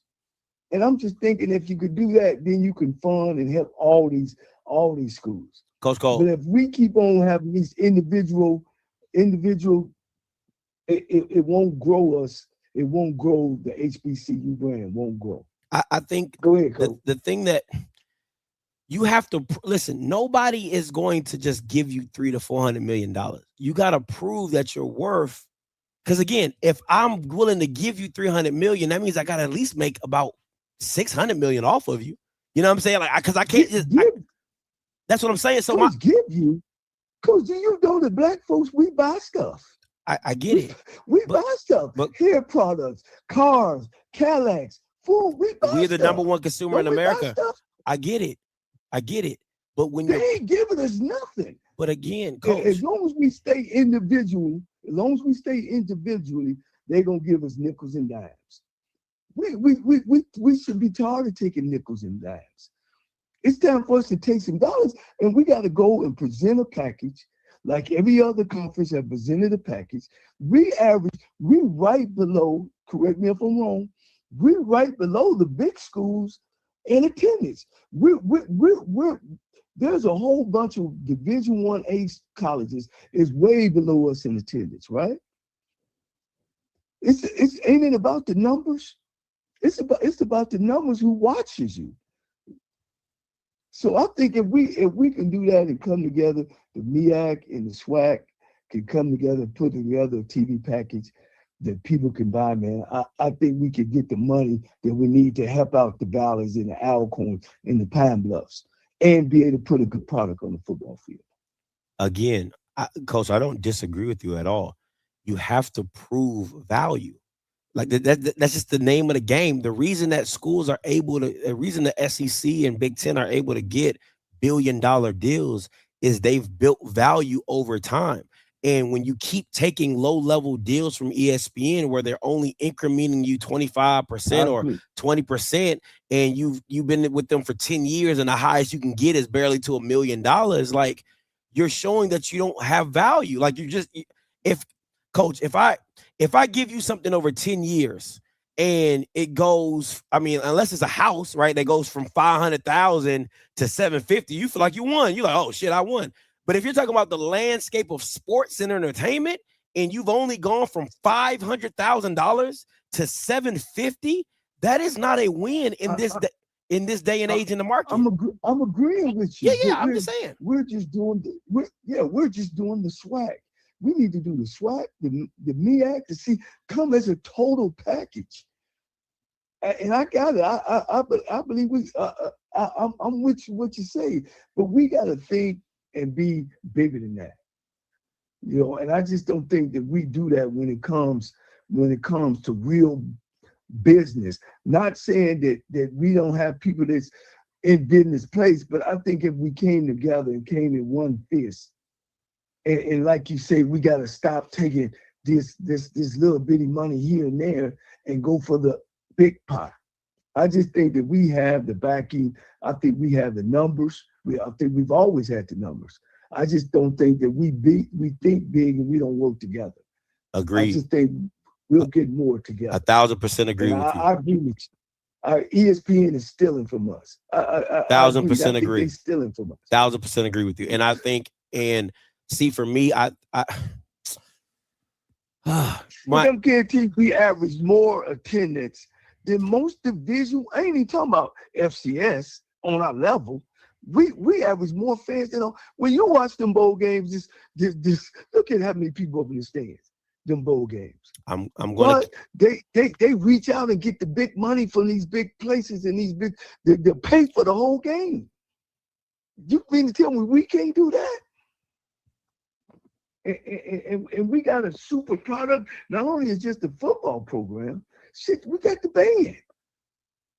And I think people would pay for it if we came together. I agree. I don't disagree with you. Hey, look, they had some money for the Scotty show and the HBCU Coaches Corner show. To promote. Yeah. I'm out, man. I appreciate it. Love your show. I always say, man, you the guy. Appreciate you getting this thing started. Hey, man, stay strong. Appreciate it, Coach Cole. Listen, a lot of people have called in, so I'm going to get to all you callers, I promise you, all right? I want to get to Josh's comment real quick. They invested into growing the value. The schools flat out decided that instead of investing large sums of money into the education brands, they were going to invest in their sports brands. They figured those sports brands, most notably football, will provide enough return on investment to continue to help grow the education. We chose the opposite, and we have to be okay with that. It's a damn good point. Let me say this, right? Rocky keeps putting culture over football. Culture gets you paid. Football does not. Oh my goodness. Listen, culture gets you paid. Football does not, right? Because again, your eyes are going to watch the product regardless because it's football. Culture and entertainment get you paid. The entertainment aspect of the game gets you paid. I keep trying to explain people. It is at the end of the day. Yes, I'm a football guy. I like to see out-of-conference games. I like to see what it is. But I do understand that you have to Wakanda what you have. You have to. And I'm going to stand on the mountaintops and tell you that the Celebration Bowl has to become its own playoff. The Celebration Bowl has to become a playoff. Has to. You cannot keep having the NCCUs left out. You can't keep having Delaware State left out this year and FAMU left out 1 year and Alabama. You can't keep doing that because you see it with the white schools. They hate that there is no Miami. They keep hating. You see the interest. You see that they're mad Miami or Notre Dame's not in. You see that they're mad that another school is not getting in or another. That's why they keep expanding it, because they want to get everybody involved to make the product more. Right? So again, the culture of what you have to learn how to monetize it. The entertainment aspect of it. I keep stressing this. I've been stressing it since I came into space. You're asking. There should be an HBCU game day, not Fox News. I wish they didn't take that name. I really wish they did it, right? There has to be an HBCU first take. There should be an HB. You have to build your own community. It's literally Black Wall Street. You have to have your own bank. You have to have your own grocery store. You have to have your own products to sell to your own people. That is how you build your own community. That is how you build your own Black Wall Street. Whatever you need, I'll make it. Whatever you need, I'll create it. Whatever you need, I'll sell it to you. That is how you monetize what you do on a consistent basis. You have your own HBCU countdown. You have your own HBCU first take. You have your own. You have to make it about you 24/7, 24/7 content. It has to be by you. It has to. Because if you're waiting for somebody else to do it, they don't have to. That's just what it is. All right, let me get to some of these callers that haven't called in. Nick, coming to you. What's going on, Scotty? What's up, Nick? Talk to me. Hey, man, let me just go ahead and say this real quick because I get the passion that everybody was talking about earlier. But first, Tennessee State was struggling. And I covered this on In the Quad last year the entire time. I talked to people in administration there. They didn't even know if they were going to make it till May. Wow. I say this, and I say this with all the love for Dr. Glover as a person, but as a president, what she did at Tennessee State was put herself in great position. And they had a lot of shit that they had to clean up. When they brought in Dwayne Tucker as the interim president, they brought him in because he was over a charter school system in Tennessee that knew how to raise money. So they're watching every single day. It's the same reason that they got rid of everybody off the board of trustees last year and install all new people. They're not in position to move to the SWAC. The other part of that is the SWAC don't need to be bringing in nobody else unless you're about to get rid of UAPB or Valley. And I love both those institutions. I really do. But it makes no point. It makes no point. We will continue to have a crowded schedule. And then what do we do? And I'm talking to my own alma mater in this. What do we do for the out-of-state, out-of-conference spaces? Miles, we fill it with D2 and damn Southern. Which is why I said on Twitter, what we should have done was have Samford and eventually I want West Georgia on there. Ooh, that's but nice. You replace Miles and Southern with Samford, and I take Tennessee State in that as an out-of-conference game. But something, because I don't care, people can feel how they want to feel about the FCS playoffs. They can feel, but the rankings help recruitment. The rankings will continue, and they make you better as a team. Yep. So we have to be a little bit better with our time before we go bring in anybody else. It just doesn't make any sense right now. But no, at Tennessee State, they're watching every single dollar. I do have to say something that Coach Cole said when he talked about the enrollment. The reason that the enrollment suffered had nothing to do with sports. And I understand we all love football. We all love sports. But at a certain point, you got to start dealing with the institutional issues at our schools. You have to start dealing with that. The reason that the enrollment dropped was because people were not getting their scholarships honored, because the system that they had for recruitment was doing an automatic scholarship based on a certain threshold when people were applying. So what you had was you had a whole bunch of students who got accepted, who got scholarships. There was no dorm for them. Then you had students that were there on scholarship, and it's like, oh, we can't honor your whole scholarship. My niece was one of the ones who suffered from that. Dang. So it's a whole bunch of issues that they got to take care of before we even get to the sports. And right now, making a move like the SWAC is just not going to make any sense. The last thing I'll say is before I hop off, I 100% agree with you that the Celebration Bowl, we're still watching football. Let's stop right now. Facts. We're still watching. The Celebration Bowl has to become a playoff. And I will go a step further, because you can't tell me that when Eddie George was leading Tennessee State to a co-championship with the OVC, that he didn't have the bragging rights to say, I could have whipped anybody in the SWAC and the MEAC. Facts. You're going to make an HBCU national champion, then you reorganize the Celebration Bowl, you include all of the Division I HBCUs, you have your own, like you said, get your own set of rankings, and those who are ranked high enough can then go to the playoffs for a chance at the HBCU national championship. We got to change up how this shit goes. We do. We see that there's attendance that's starting to lack at schools who notoriously have been leaders in attendance. I have one of the coaches down here. I'm not going to say his name, but I've been talking about my high school this whole time. They just came back with a state championship. He just said, he's like, one of the main reasons I don't send anybody there is because I'm tired of niggas beating niggas. That's why I don't send anybody to those schools. They got kids that won a state championship that's going to community college, because they know we can just skip that. We can use the portal. We can get into a G5 or a P4. all I'm saying is we got to do something different. Nick, let me ask you this. Let me ask you a question right there. Would you make us? I love where you're taking this. If you did a ranking system, I think you should be knocked in the rankings if you have a D2 on your schedule. If you have because again, if the goal is the money, right? So if everything's a Celebration Bowl, 2 million, 3 million, whatever, because that price needs to go up as well. You can't tell me it don't, because we're one of the top FCS. I mean, one of the top bowl games. That money should definitely go up. My thing is this.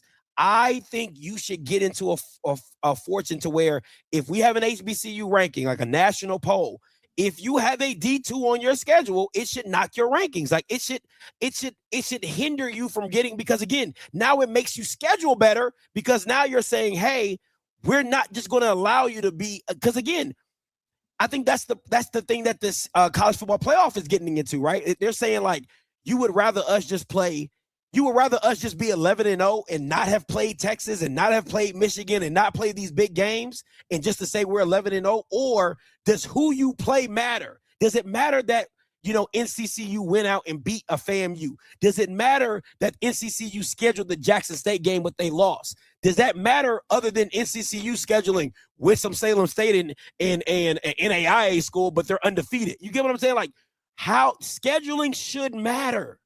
It should all matter. It should definitely matter. And it should matter. And it should, honestly, it holds the other schools accountable. It should affect the other schools, because it does no good for Central to beat the hell out of FAMU when FAMU struggled against Albany State. It hurts everybody. Yeah. It hurts everybody. People can say what they want to about Bama State. That's fine. But I can't look at anybody sideways when they bring up the fact that we got Miles and damn Tuskegee on the schedule. Tuskegee won out. We won out. We can do something else with Turkey Day Classic. And maybe I'm the wrong horn to talk to about this.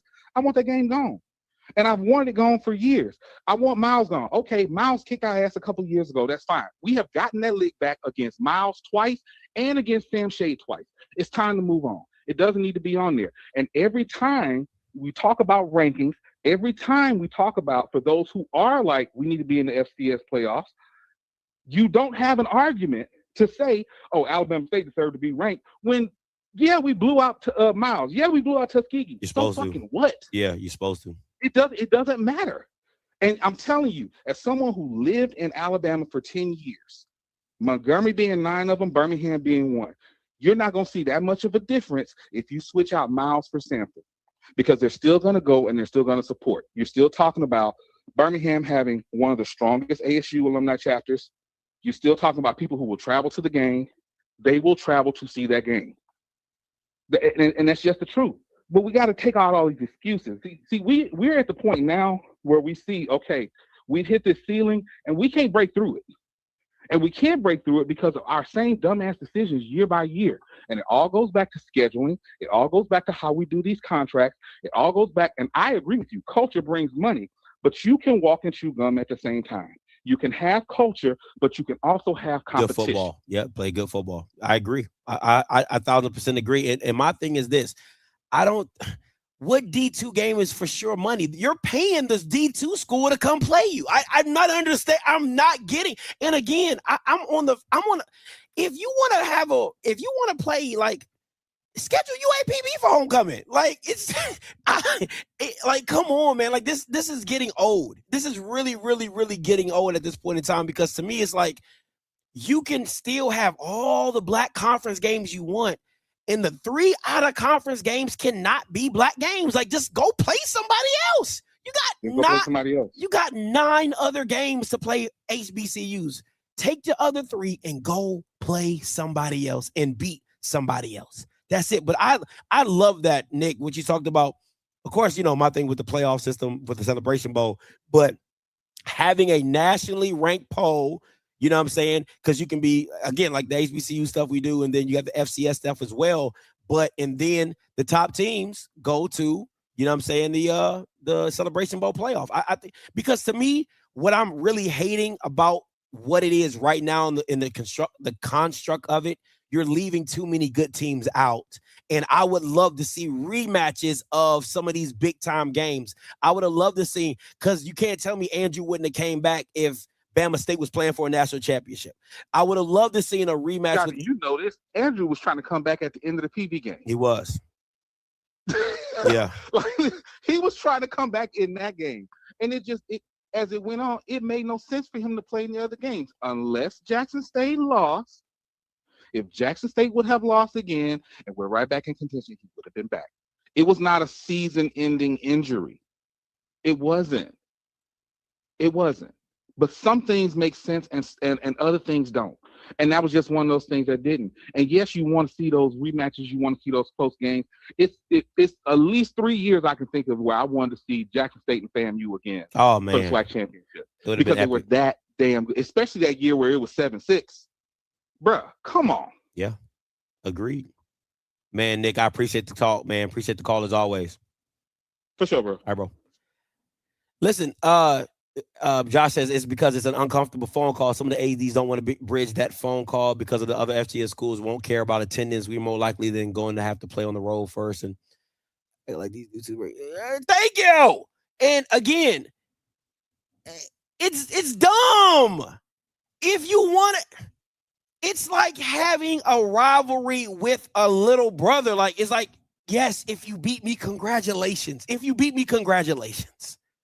But that's not how this works. At some point in time, you have to move away from it. If you want to play me, come up to Division I. Virginia State, if you want to play me, come up to Division I. And we can do this rivalry every year. And it would mean even more. But come on, man, we can't keep having our cake and eating it too and playing these Division II schools and act like everything's supposed to be okay. Man, it's a lot of callers on here. I'm going to get to people I haven't seen before, okay? So Coach Green, Smash, you guys going to have to wait your turn. I'm going to get to some callers I haven't seen before. 2197 coming to you. 2197 coming to you. Scotty, what's up, man? It's your boy out the West Coast, Cali Dre, man. What's up, Cali Dre? Haven't heard from you in a while, man. Your boy Deshaun took over the MEAC, bro. Yeah, I know, man. I've been laying low, man, taking care of a little biz. But check this out. I'm really enjoying this discussion we having today, right? And I just want to add to it. I agree with you. I agree with everything you said for sure, bro. As far as the playoff and changing the format, I think that's 100%. I think the last caller was on point as well. I just want to add this. Go ahead. I think there's two things that I think are missing from HBCU football athletics, right? Mm-hmm. The first thing is a presence. When I was younger, a lot of the HBCU schools would come out here to the West Coast. We'd have classics out here on the West Coast. Visibility. Kids would want to go to those. They become fans. They start going to the programs, things like that, right? Organically, an organic thing. So I do see a lack of presence. I think that is a main priority, whether you got to link up with influencers. Like when Coach Prime was there, and I know y'all don't like talking about Coach Prime no more, but when Coach Prime was there, it got eyeballs to the conference, it got eyeballs to the games. It, hey, what's going on over there, right? So that's how I kind of look at it from one standpoint. It's just like you guys got to partner up with some influencers, partner up with people that can, you know, that have a social media presence, right? So that so that you're constantly being talked about, even though your games may not be shown, even though your presence may not be everywhere, people are still talking about you. People, there's still eyes on you. So I think that's one thing. And then the second thing is this, right? I've watched Boise State go from nobody to somebody. I've watched Appalachian State go from nobody to somebody, right? And countless other schools have done the same thing. How you do that is you win. You win. Period, point blank. You win. You got to schedule tough competition, and you got to win. And in order to do that, you got to play good football. You got to have good football going on, right? And so that's the other thing. Like, all these problems can be solved very easily if you win. And if you win at a level where people respect it, right? You don't got to go out and beat Alabama, but, you know, I saw Appalachian State beat a Michigan and got on the map, right? I've seen Boise State go and win bowl games, right? And I've been to that campus. It's not a Alabama LSU type of campus. Mm-hmm. So, you know what I mean? So It can be done, but you got to increase the visibility and better the competition. You got to win. And if you win, people will notice. That's fair. No, I mean, people love winners. That's just what it comes down to. People love winners. But, you know, I think it's scheduling those, it's scheduling those, you know, kind of low-level G5s and seeing how it goes. You know what I'm saying? Exactly. Because, I mean, if we're being honest, Deion should have beat ULM the first year they played. I would have loved to see a rematch. Like, I wanted to see it. I was hoping that they'll play that game again, right? Like Illinois State got on the map because they beat North Dakota State, and nobody saw that coming, right? So it's little things like that you don't got to beat the SEC. You do the Sun Belt, the mid. You know what I mean? Yeah. What's some of the other Conference USA, the mid major. You know what I mean? So get some of the mid major wins, and then you get on the map, and then at that point, people take notice, and dollars start to flow from that. You know what I mean? Facts. No, I like the influence thing because again, everybody has their niche that. I look at it influence. Every influencer has his niche, right? Like Kevin on Stage has his niche, and everybody, because again, there's people that you watch that I probably never heard of. There's probably people I watch that you've never heard of, right? So if you get more influencers and you get your brand and product in front of them, and they're able to talk about you or represent you in a way, it helps. My whole thing is all publicity is good publicity, and I live by that. I live by that. Man, and I listen. The two callers ago, he said you guys got to come together as both conference. I wholeheartedly agree with that. Like, I think that can add a lot of value if you guys are all on one accord. And I just think that's closed fist is a stronger punch than one finger flailing along. You know what I mean? So that's just how I look at it. I agree with that aspect of it too. But you got to win at the end of the day. You got to get wins against mid majors and lower tier, Power 5 or Group of 4 schools. You know what I mean? Agree. And not you trying to hit the soul, not you trying to hit the soul food reference with the with the hand out, but you strike a mighty blow. Boy, trying to hit the soul food reference. Hey man, Callie, it's good to hear your voice, man. Appreciate it, man. Appreciate it. Keep doing your thing, baby. Hey, appreciate you, Brody. 75-78 coming to you. 75-78 coming to you. Hey, caller, you live. 75-78 coming to you. Scotty, how's it going, man? What's good, man? Turn your background down for me. And what's your name? Where you calling from? Coach Fowler. What's up, man? Oh, Coach Fowler from hey, how's it going? From Kentucky? No, from Virginia. But look, okay.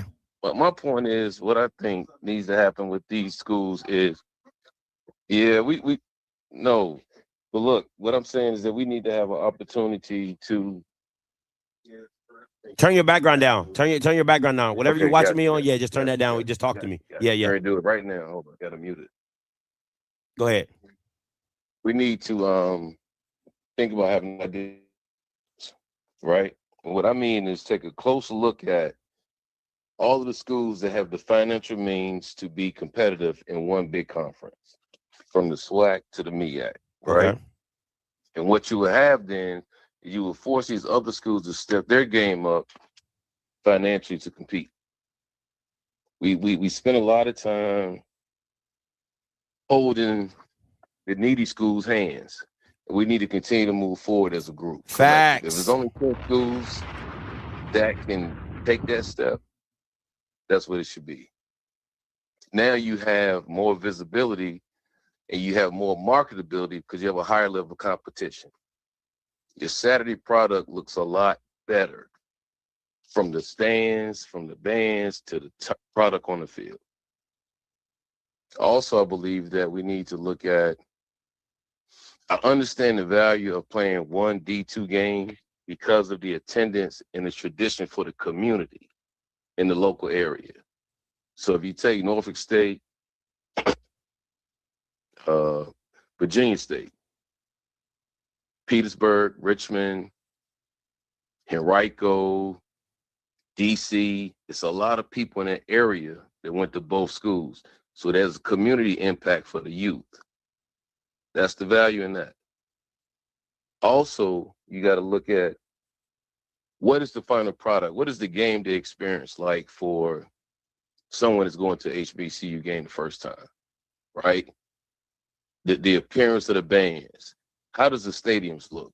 The bathrooms, the stadium food, all of these things need to be taken into consideration because that's a part of the product. And we need to hold these administrators accountable for what they're putting into these programs. We put pressure on the coaches. We put pressure on admissions, but what about the VPs and the presidents? Agreed. Do we get an opportunity to evaluate them? What is the president of Mississippi Valley State grade? How are we looking at them? You know, we got coaches that come out here.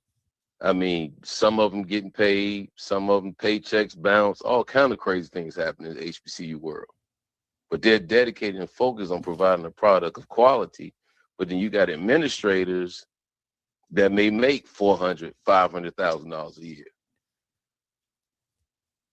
And it doesn't reflect on the field on Saturday. Then another thing, one last point is this. We need to take a close look at upward mobility with these D2 schools. Why can't we put pressure on a Albany State? They're competitive. They got facilities. They need to look at moving up. Virginia State. We don't have any upward mobility in the HBCUs. It's the same platform. Who's growing? These PWIs. Just like the previous caller was saying, think about Old Dominion, UNC Charlotte, West Georgia, Georgia State. In the past 10 years, Georgia State been ass. Came in and made 20 steps. And then we have schools that haven't made one step in 30 years. You got one of the top track programs in Black college history at St. Aug, and they just got a legitimate track stadium on campus 5 years ago. But they still had porta-johns up. Oh, wow. Go inside the St. Aug's gymnasium. They still have a gym like your elementary school where the stage is beside the basketball court. Virginia Union, a national powerhouse, 5 national championships in basketball. Look and see what they play inside of.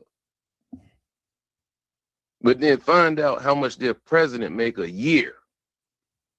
It'll blow your mind.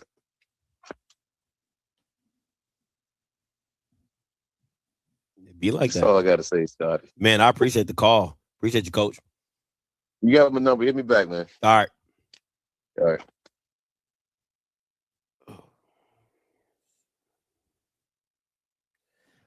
All right, I got 4 more callers on here. I see you, Coach Green. FAMU KJ coming to you, and then 3475. Coach Green, I'm gonna take you last because you called in a few times. So FAMU KJ, then 3475, then 4968, then Coach Green. FAMU KJ coming to you. All right, what's up, Scotty? What's goody?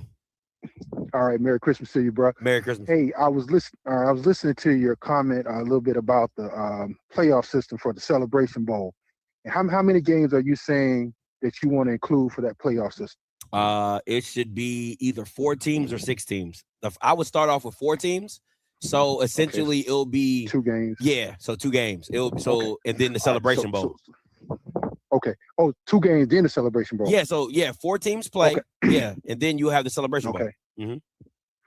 All right, so I'm gonna push back a little bit with that. Just being a former player, man, I'm walking around now with knee arthritis that only played 11 games. My only issue with that is that when we're looking at HBCUs, right? We know we're dealing with low resource institutions. If you look at what happened this year, and sometimes the FCS now is mandated for 12 games, right? So we're gonna add an extra 2 to that for a total of 14. And let's say you start in August, late July, so we're looking at about 19 weeks of football. And you're talking about schools that don't have nutrition, recovery, those kind of different things, and not getting NIL, I'm going to have to push back and say, nah, bro, that's a lot on the body. That's a lot for these kids. At least FBS, man, those kids getting NIL, cost of attendance, those kind of different things that they're seeing some kind of return. But you're asking these kids to do that for that longer time, that many games, I think you're going to end up having a lot of injuries, just like I say, based on not having the nutrition, not having the recovery. You saw what happened this year with all the top quarterbacks going down with injuries. Can I stop you? Can I push ahead. back? So why are you playing 11 games? No, you've been mandated to do 12 now. Okay, so why are you even FCS playing? been mandated to do 12. So why are the schools even playing 12 games? Yeah, that's the new rule now. I think FBS is going, and I think listen to the question. I think a couple. Listen Go to the ahead. question though, KJ. I'm saying, why are you even playing 12 games? If you can't do it for one game with recovery and nutrition, why are you playing 12? Yeah, I mean, I agree with that too. I think I think sometimes we look at the greed that goes into it, trying to get those extra games, and we don't look at the cost that it's doing on the kids. I mean, and every FC, if we didn't have the Celebration Bowl and you played a playoff series and you played in the FCS playoffs and you made a run, it would literally be the same thing. It would literally be the same thing. So my confusion, the only thing I'm saying to you is that what's the difference? Because if you can't do it for 12 games, you shouldn't be doing it at all. Like if you because every game you're going to need recovery and nutrition. Every game, every season is the same thing. So why does any HBCU have a football program if that's the case? I'm just, like I said, I'm trying to look out for the athlete, man. And like I said, I'm just trying to say that, hey, man, at least for FBS, the kids are getting paid. And these other kids, we used to have a situation where a 310-pound offensive lineman going into camp, by the time he's finished the nutrition and game after game after game. So I would, if we do that, I would just like to see our schools be a little bit more prepared so these kids can be to a point where come their senior year, their bodies beat up or they can't play anymore because of just the lack of the resources to play a 14, 15 game season. But again, what's the difference between 11, 12, and 14 games if you can't do it between one and if you have a nutrition problem between game 1 and 6 and 12 ain't gonna make no difference, and 12 and 15 ain't gonna make no difference. No. I played, Chief. 6 and 12, that's a whole different animal. Again, you feel that you know you're going to feel it because you don't have the recovery. It doesn't matter. You're not making your point is not being clarified, because if you get injured in game 3 or get injured in game 10, if you don't have the recovery, you don't have the recovery. So why are you even playing the game at all? Why are you even having kids out? No, I'm asking, because your point is if you add extra games, it breaks down the body. But if you never had the recovery in the first place, KJ, it doesn't matter about game 14 or 15. You can't make it to game 10. You kind of making my point. That's what I'm trying to say. We don't have the infrastructure to really try to step up to do it. We don't. You don't have the infrastructure to do now. Go and look at 12 games. Nobody has recovery. So why are they playing football? Why are they playing football, KJ? It doesn't make sense. I'm being so serious. This is what I want you to do, Scotty. Try to talk to some of the top head trainers. Put together a show. Try to get Alabama. Well, Alabama State has good pro, but get some of the other SWAC, MEACs. Get their head trainers. Put them on the show and talk about the nutrition recovery that they had to have at those universities. Coach. And you will be amazed to see they don't have it, man. KJ, okay, let me ask you. They don't have it. Let's go away from football. Let's go away from football, right? Mm-hmm. Essentially what you're saying to me is this. If we have bad internet, right, and we're trying to run a gaming company, and we have bad internet, and we're like, yo, we really want to have these tournaments, and we really want to do this, knowing we have bad internet, the question would be like, why are you trying to run a gaming company if your internet is not capable of pushing out the requirements that you need? It's the same thing you're saying to me. You are one. You're kind of repeating that. Like I said, talk to former players that are leaving and transfer, and let them tell you, man, we don't have the type of nutrition and recovery that we need. A lot of times that compared to some of the P4, even G5 programs, we don't have that. And that plays a major role in how a player can get injured. That plays a major role. And it's happened. It's been happening for a while. Again, please do a show with the head trainers. Go throughout the MEAC. There's SWAC. no bring the trainers on there. There's no trainer that's going to come in and bash their school. There's no trainer that's going to do that. I would have to go to trainers that had been at HBCUs and are at PWIs now or have moved up. But there's no trainer that I can call right now and come on the show and say, yeah, we have a nutrition problem, Scotty. They will be fired the next day. Flat out. I tell you what, try to holler at Mo Williams. From FAM? You know Mo? Yeah. Okay. Yeah, I got his number. Okay. I'm reach Let him out. tell you. All right, I got you. Appreciate you. All right, bro. All right, man. All right, man. Listen, again, if you're telling me that you don't have the resources to do the I won't even say the bare minimum. If you don't have the resources to do what is necessary for the players, then my question would ask you, why are you doing this? Why are you doing this? That's the question. And again, and I say it all the time, and I don't believe in NIL. HBCUs should not be in the NIL game. Everything about HBCUs should be facilities, nutrition, and recovery. You should not be in the NIL space. You don't have the bag for it. You don't. You don't. And you're trying to prove something to try to be like, no, we have it, when you don't. You don't. That's the part I don't understand. It's trying to keep up with the Joneses, but it has no benefit for you at all. None whatsoever. 49.68 coming to you. No. I'm sorry. 34.75, then 49.68. 34.75 coming to you. Scotty. What's up? What's your name? Where you calling from? Hello? Yep. What's your name? Hey, Ricardo calling from Atlanta. What's up, Ricardo? You hear me? Mm-hmm. All right.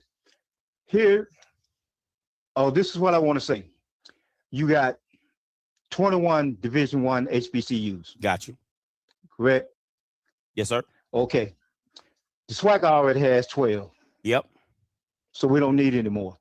So what we need to do is to even out the MEAC. I don't care what the folks at A&T, I don't care what the folks at Hampton and the folks at Tennessee State say. They need to go over there because that's going to be good for black college football. Then what you need to do is you either need to bring up some more teams in the D2 area over at CIAA, or if you can't bring up teams from the CIAA, then what you need to do is invite some white teams to join you so you can get 12 teams. That's what they need to do. I agree. Therefore, you got a SWAC championship game. Now you got a MEAC championship game. And then you got your Celebration Bowl. And that problem solved. As far as scheduling, I mean, I don't know what happens with the scheduling as far as SWAC schools go. I attended Jackson State for a while, and we couldn't get. I'm sorry to hear that. When we played, huh? I said, I'm sorry to hear that. Go ahead. I'm just messing with you. Go ahead. I don't want to cuss you, man. So I'm gonna let that slide. But I remember playing every now and then. We played McNeese or Lamar or another school down there in Louisiana, but they never came to Jackson. Now, I was in Jackson. I don't ever remember them coming to Jackson, but I remember us going to them. And see, that's a problem. If I come to you, then you got to come to me. And that's only fair. Now, I heard Zoe said that they did come. I heard Mr. Campbell say they didn't come. So if you're talking about scheduling, we'll schedule anybody. There's no problem. I think most of these schools will schedule anybody. But it got to be reciprocal. Listen, I think, all fair in love and war. If North Dakota State can do a home and home with Tennessee State, I think anybody should be able to do a home and home with anybody, right? I remember Stephen F. Austin doing home and homes with Alcorn and, McNeese and Southern and stuff like that. So, again, I think it's the right program that benefits and they kind of figure it out and stuff like that. But at the end of the day, Elon Elon and NCCU did a home and home. You know, it happens. You know what I'm saying? But again, I'll say this: if you're good enough to go beat them on the road, beat them on the road. Go beat them. That's what I'm saying. So that's just my little 2 cents again. But that's just the football person in me. I get it. You know what I'm saying? But because you're going to have to play some games on the road naturally. I mean, would you want a home and home? Absolutely, right? But okay, you play it on the road. Okay, if you beat them, you beat them. If you lose, you lose. I mean, that's just how the cookie crumbles sometimes. You know what I'm saying? But any other points, Ricardo, before I let you go? Yeah, the only other thing is get off the D2 teams, because I didn't hear anybody complaining about Ole Miss playing Chattanooga or Auburn playing Mercer. So they come down and play below themselves. You should be allowed to get a game that you think is going to make you money, or whatever reason that you schedule that game. Mercer, and get off Valley and Pine Bluff, because they ain't going nowhere. They need to go somewhere. They don't put. Well, listen, Valley and UAPB, and I'm not going to go there. Okay. 4968 coming to you. I call you live. What's up, Scotty? This is SJ. What's that, SJ? Talk to me. Look, man. So I'm a TSU alum. I'm calling out of Dallas. Long time listener, first time caller. Just want to give you a little bit of perspective, man. I'm going to be quick. Number one, Tennessee State is the only university that has taken over a predominantly white university. So you look it up, it's called a Geyer decision. University of Nashville, they lost it, opened the school, big law case, Tennessee State ended up winning. At that point, Tennessee State takes over University of Tennessee, Nashville. Since then, and even prior to, there's been a lot of contention between Tennessee State and the state of Tennessee. Thus the things you've seen going on. When it comes to finances, I'm just going to give you a quick comparison, Scott. Now, if you got $250 million in your savings account, but your checking account is empty, do you feel like you broke? No. That's Tennessee State's situation a year ago. We had $250 million allocated to us from the state, and the state said you cannot use these dollars for operating expenses. When the new president came in, he created a new relationship, did what he needed to do, got that money, shipped it over. So now we had that $250 million that could be used for operating expenses. Third thing, when it comes to the conference, many of the TSU fans would love to be in the SWAC. All I'm going to say about that is I think the situation with the state complicates it a little bit. Mm-hmm. But if you ask most fans, we'd like to be in the SWAC. If you look at our schedule, most attended teams that we played are SWAC schools or HBCUs in general. Thanks. Folks like Howard, whomever else. But the reality is, if you look at the OVC as a conference, let's take Tennessee State out of it. OVC as a conference has terrible attendance. So if you were to go to any of those schools, at their home games, their attendance is terrible. Their attendance is the best when they play Tennessee State. So it's just an interesting dynamic. I don't know where it's going to land. But as I would say, man, I'm glad y'all discussing it. But I'd be surprised to see TSU end up in the SWAC. We'd love it. I'd be surprised to see it. As far as I understand, you know, the AD has had a plan to try to move to FBS sometime in the future.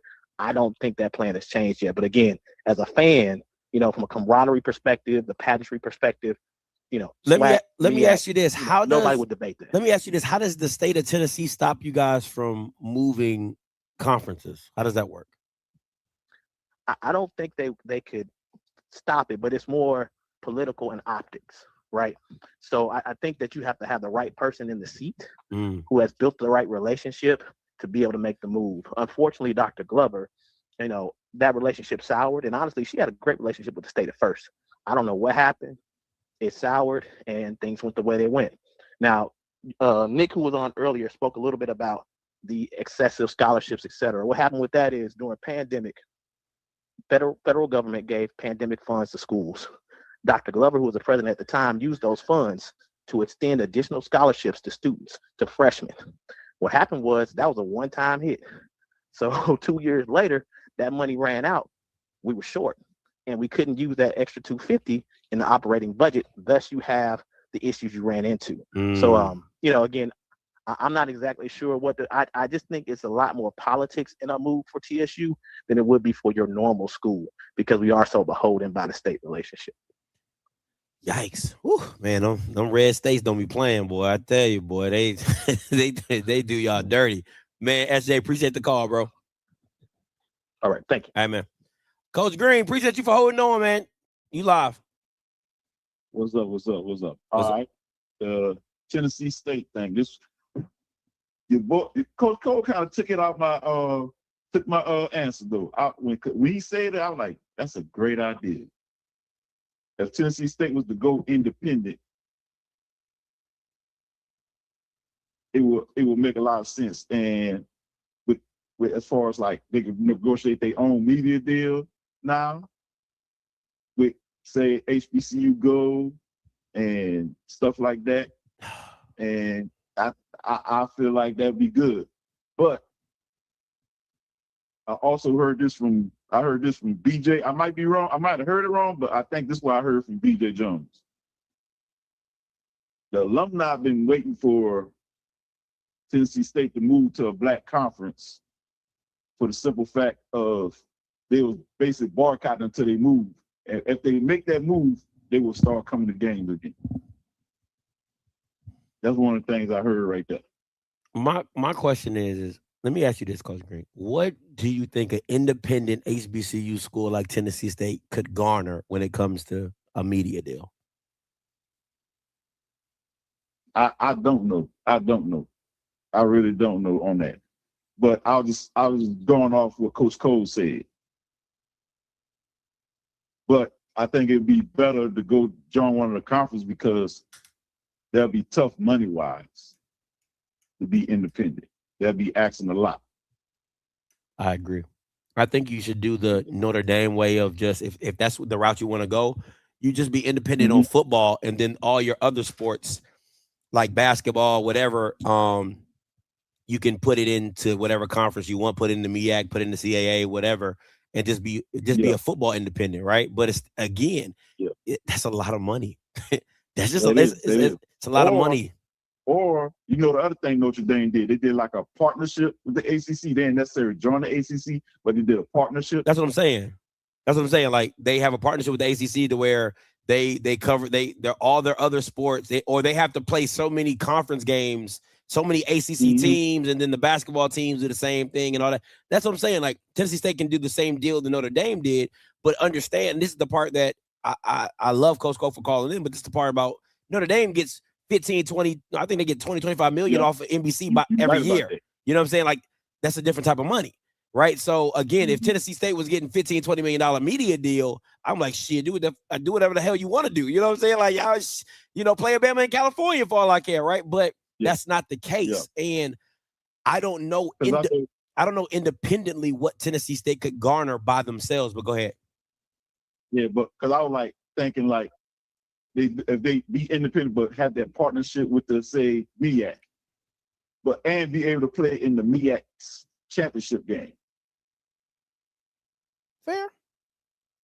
That's how I was looking at it. You know, play a certain amount of teams in the MEAC, but also play some teams in the SWAC, and then be able to play in that MEAC championship game, and then go to the Celebration Bowl if they went out. Yeah. Because when you talk about playoffs, technically the SWAC actually have a playoff because the SWAC championship, then the Celebration Bowl. MEAC doesn't have it yet. So that's why I was looking at. And I feel like this when it comes to, I think we should stay where we at, but help the MEAC get some more teams in so they can actually have a MEAC championship. Because that could be the basis of what you asking for, the 14 playoff, because you had that MEAC championship and that SWAC championship.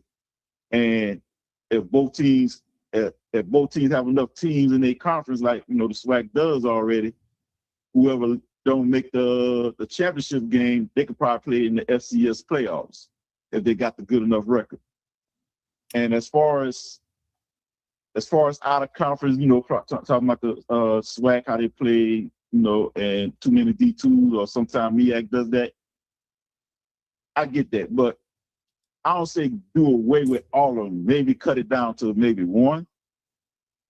You can play one because the SEC does it, You know, Georgia played Austin Peay on their schedule, and then you know they had the latex and all that. But again, I keep saying y'all keep.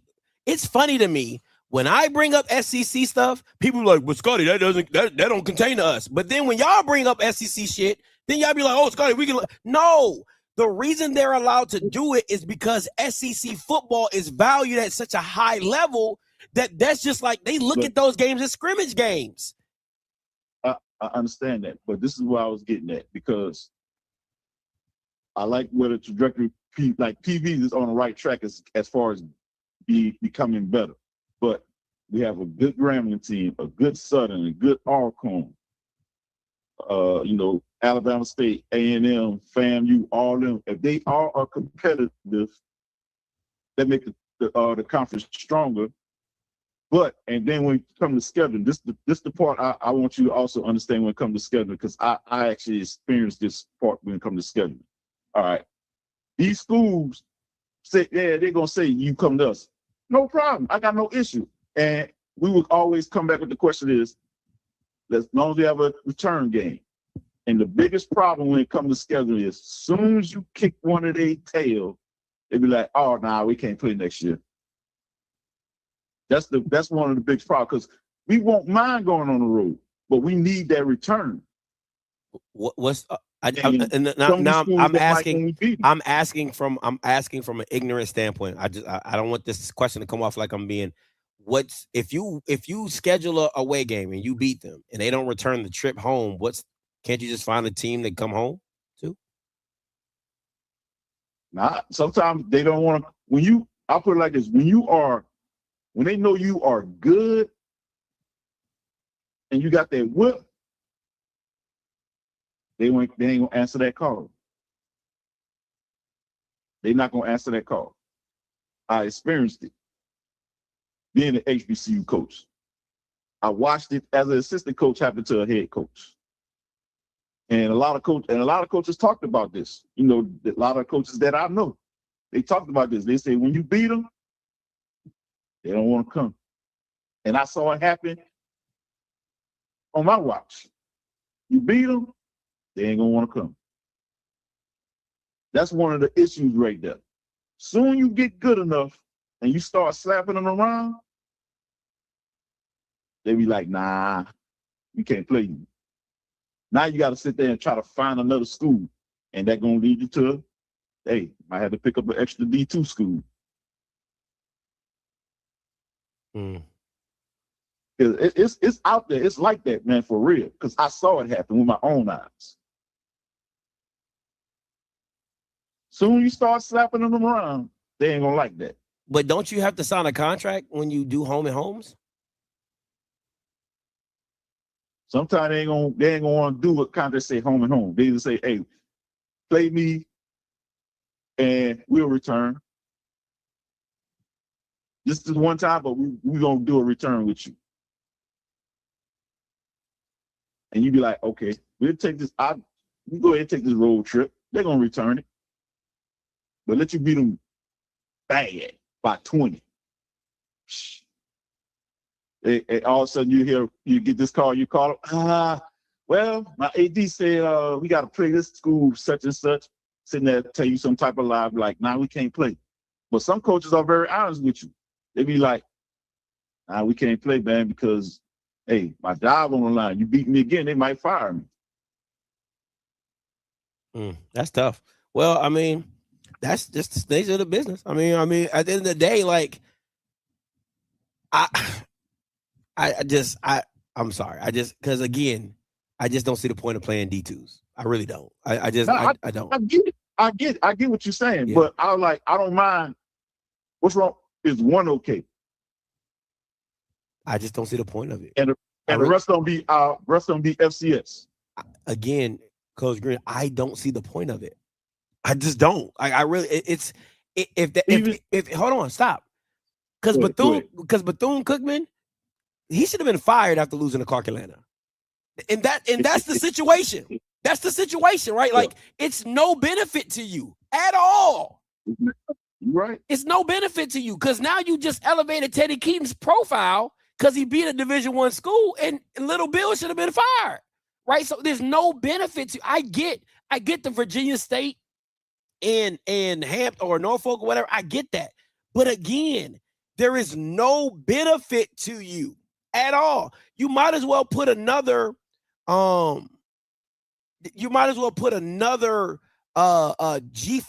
or you might as well just have 2 G5s on there and just be like Bethune and have like 3 Power 4s or 1 Power 4 and 2 G5 and just get your money.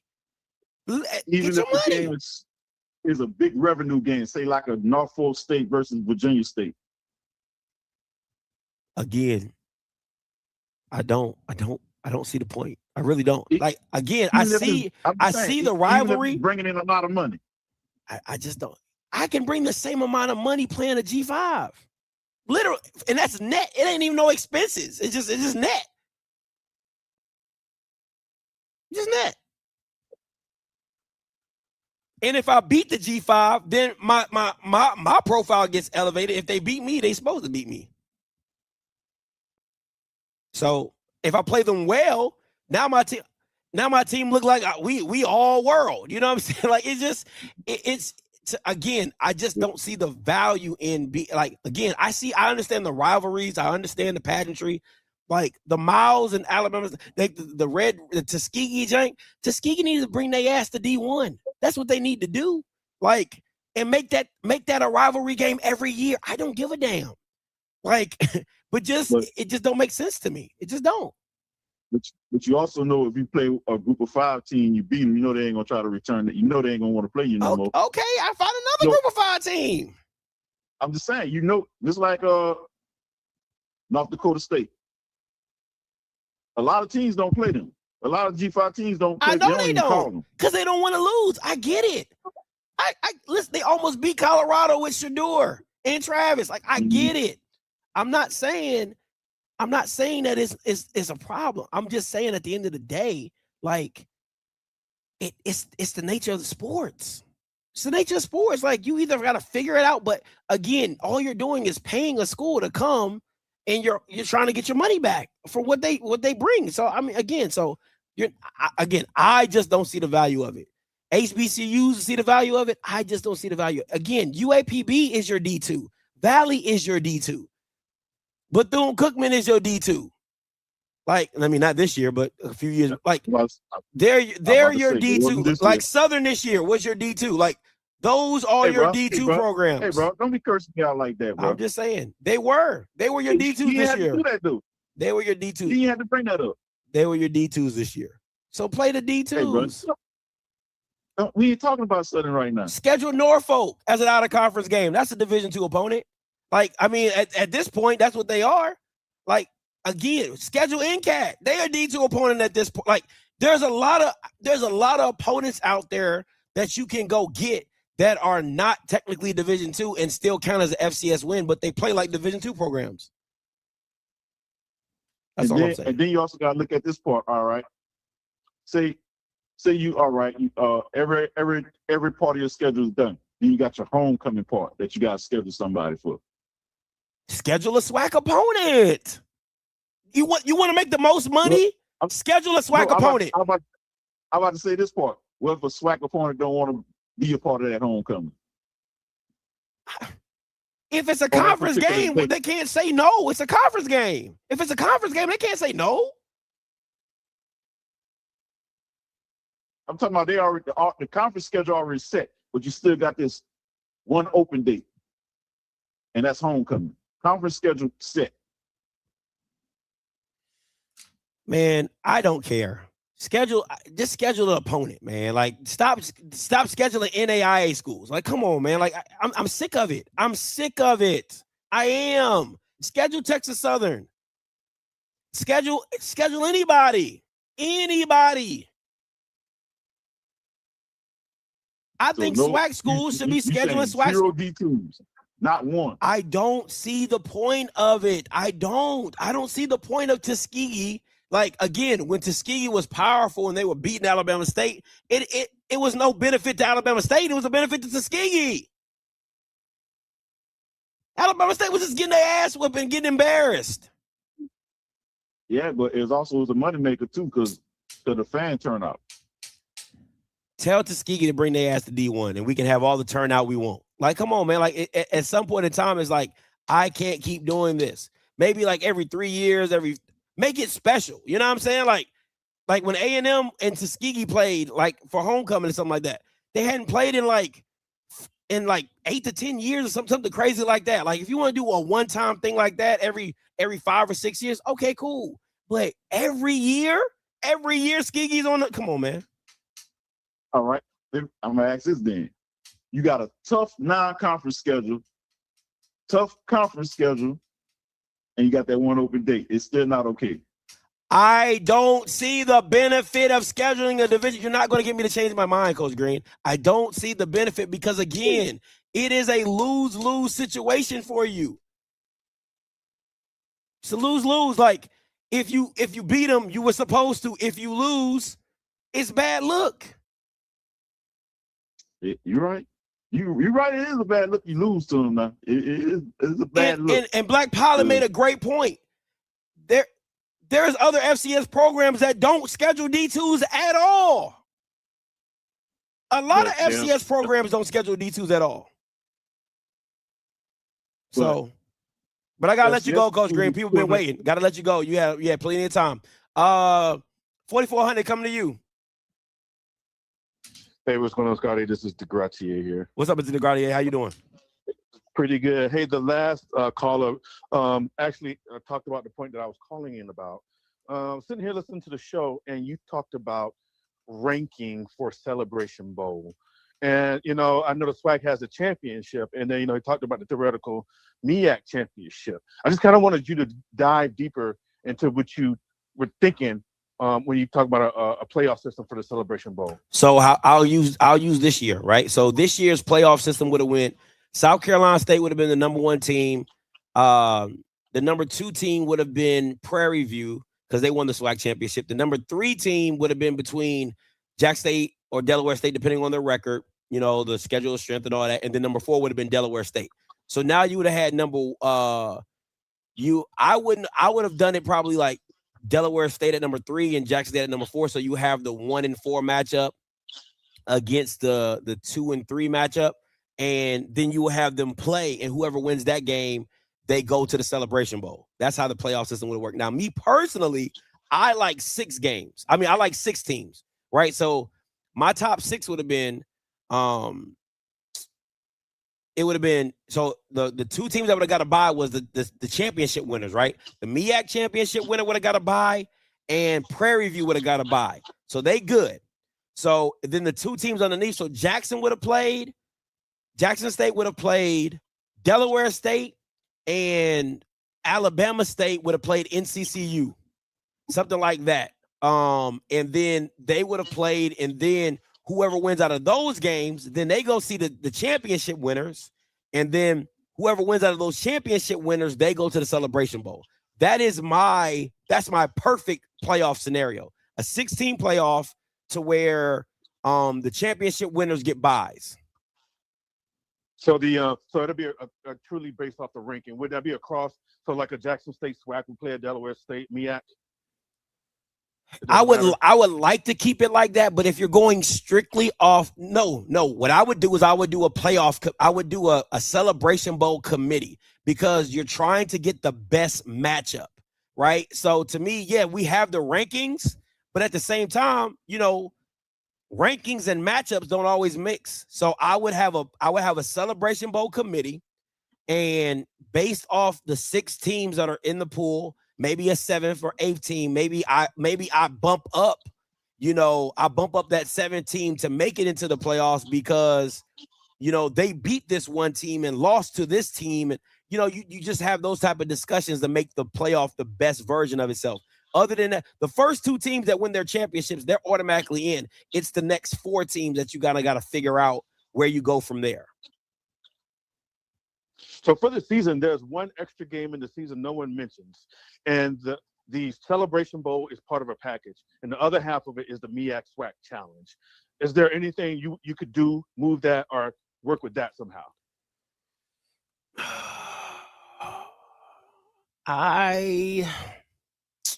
I'm not a fan of the MEAC SWAC Challenge because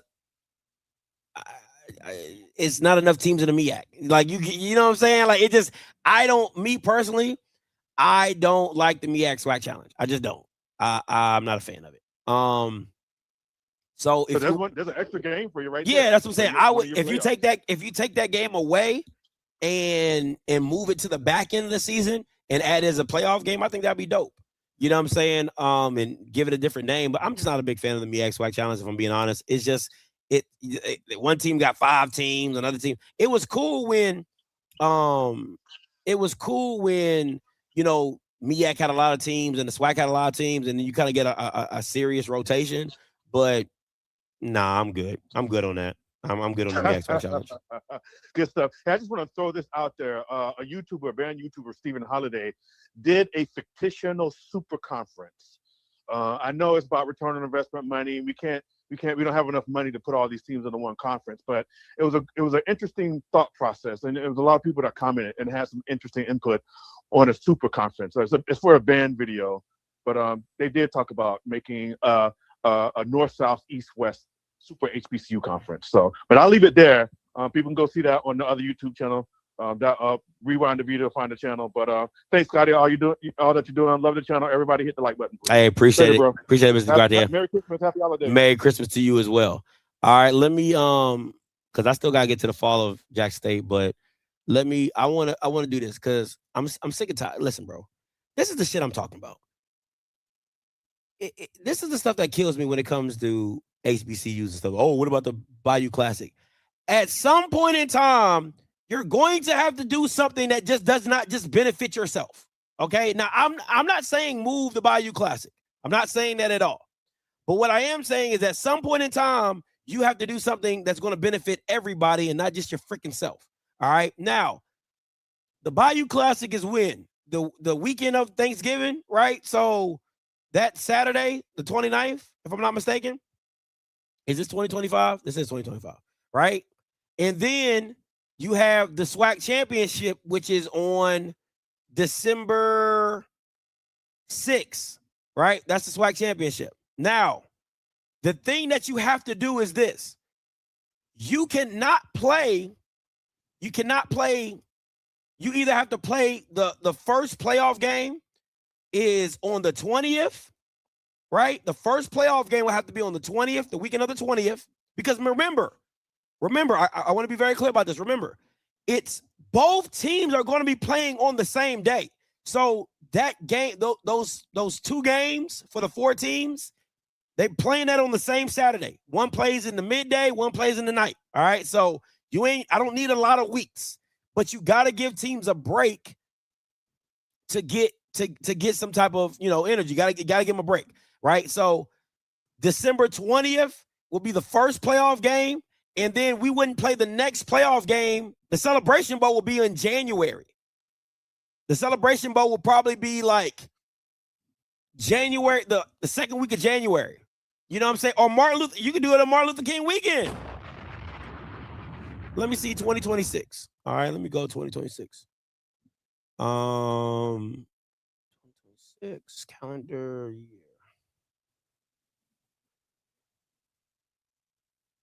So let me see images. Boom, boom, boom.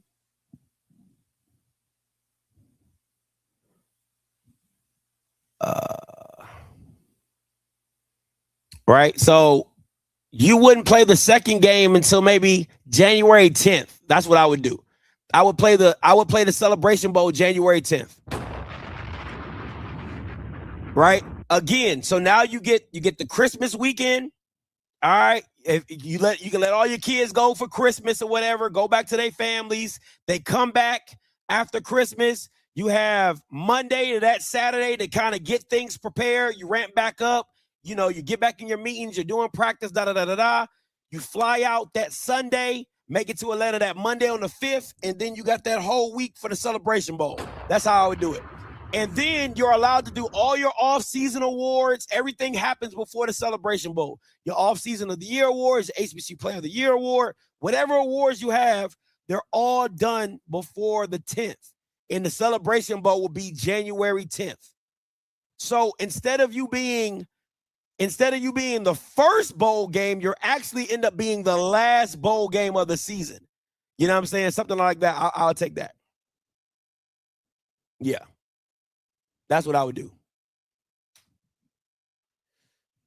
That's exactly what I would do. OFFSCRIPT wanted to have that. See, that's to prove our conference. Again, this is the thing. This is the thing. I need y'all to understand. In this, oh gosh, man, Mr. Moore, and I hope you don't take this disrespectfully, Mr. Moore. What I'm saying is this, all right? I just get tired of hearing what we cannot do, or hey, Scotty, these are the stipulations. The issue is that you can't. At some point in time, shit gotta. Again, at some point in time, you gotta shake some shit up. You just do. You just do. All right. Because again, the portal is not going to stay the same. I can guarantee you that the portal is not going to stay the portal is not going to stay the same. They're probably going to extend the portal for the month of January. Like the month of January is probably going to be the portal date, and then that be it, or 3 weeks or whatever. So again, thank you, Mr. Jones. You have not, because you act in the way these kids are suing the NCAA. If the HBCUs got together and sued the NCAA because they felt, hey, listen, we want to have our own playoff system. You already gave us our own bowl. We want to do this. They're like, here, you want to do some more nigga shit? Go do your nigga stuff. That's really what it comes down to. That's all I'm saying. But you got to commit to something. Because, again, Southern and Grambling already telling you, F you. We're going to do our thing. We don't care what everybody else does. And that, again, that is an issue. People can say what they want. That is selfish. It's selfish. If you're telling me that you can't move a game, if the NCAA comes back to us and say, yeah, we'll give you the playoff game, but you got to move the Bayou Classic so we can fit it in a time schedule, you're going to mess up everybody's opportunity because why? Oh, we want to do our own thing. That is bad business. And that's just bad business. I believe Alabama State will move the Turkey Day Classic. I really do, because they've moved it before. They'll move that. But it's bad business. If you're telling me that you won't move a game, and again, this is all hypothetical. It is all hypothetical. But if the NCAA came back and said, hey, we'll give you the playoff system, but you got to keep it in between these dates and you got to push this time back and blah, blah, blah. Do they do it? The question is, do they do it? And I think Southern says no. So instead of something benefiting the whole conference, they just care about what benefits themselves. And it's just, that's what you got to deal with.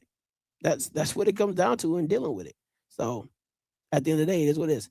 8566 coming to you. Scotty, what's up? This is Jay Love. How you doing, man? What's up, Jay? So I want to talk about the playoff situation, or I want to talk about that because I hope that we're not the last to do it. And let me explain why. When I was watching the Willie interview that you did, yeah, Willie said in that interview, he said, eventually it's going to be Power 4 and everybody else. And this is why I say that. The gap between Group of 5 and Power 4 is getting bigger and bigger and bigger. And Nick Saban, possibly the greatest college coach of all time, said they don't have no business in our playoffs. Let them have their own playoffs. I think eventually, because this is why I say this. I agree. The white man ain't gonna miss out on the money. Nope. The white man ain't gonna miss out on the dime. They're gonna say, you know what? Saban is right. We're finna have our own goddamn playoffs. Let the Power 4 do their own thing. We're finna do our own thing. It's gonna happen. Now, the only thing that can probably appease that situation, Scotty, is if they expand the playoffs all the way out to maybe 18 teams or 20. But then at that point, it's just too watered down. I don't see that happening. If anything, I see it shrinking before it growing. But needless to say, the gap between Power 4 teams and the gap between Power 5 teams is getting bigger and bigger. James Madison and Tulane was in the playoffs this year. Got mollywopped. James Madison got mollywopped. That's the thing about it too. James Madison wouldn't have beat Auburn, and Auburn was a terrible team this year. They were absolutely awful. James Madison wouldn't have beat them. I think that it's just time for us to be a little bit more. We got to start making the necessary concessions to put ourselves in positions to win. And they're going to do it. If that playoff system don't expand, Group of Five is going to come up with their own playoffs. They are. We just don't need to be the last. Yeah, we just don't need to be the last people to do it. And the Celebration Bowl is already, as big as it is, it's already set up perfect for a playoff system. It's set up perfect. Think about it this way. You leave out Jackson this year and you leave out Bama State. Man, to see those two teams play against a North Carolina that was left out and a Delaware State that was left out. Come on, that's man. monumental. It would have been so good. It would have been so good because you probably could have got a Delaware State rematch.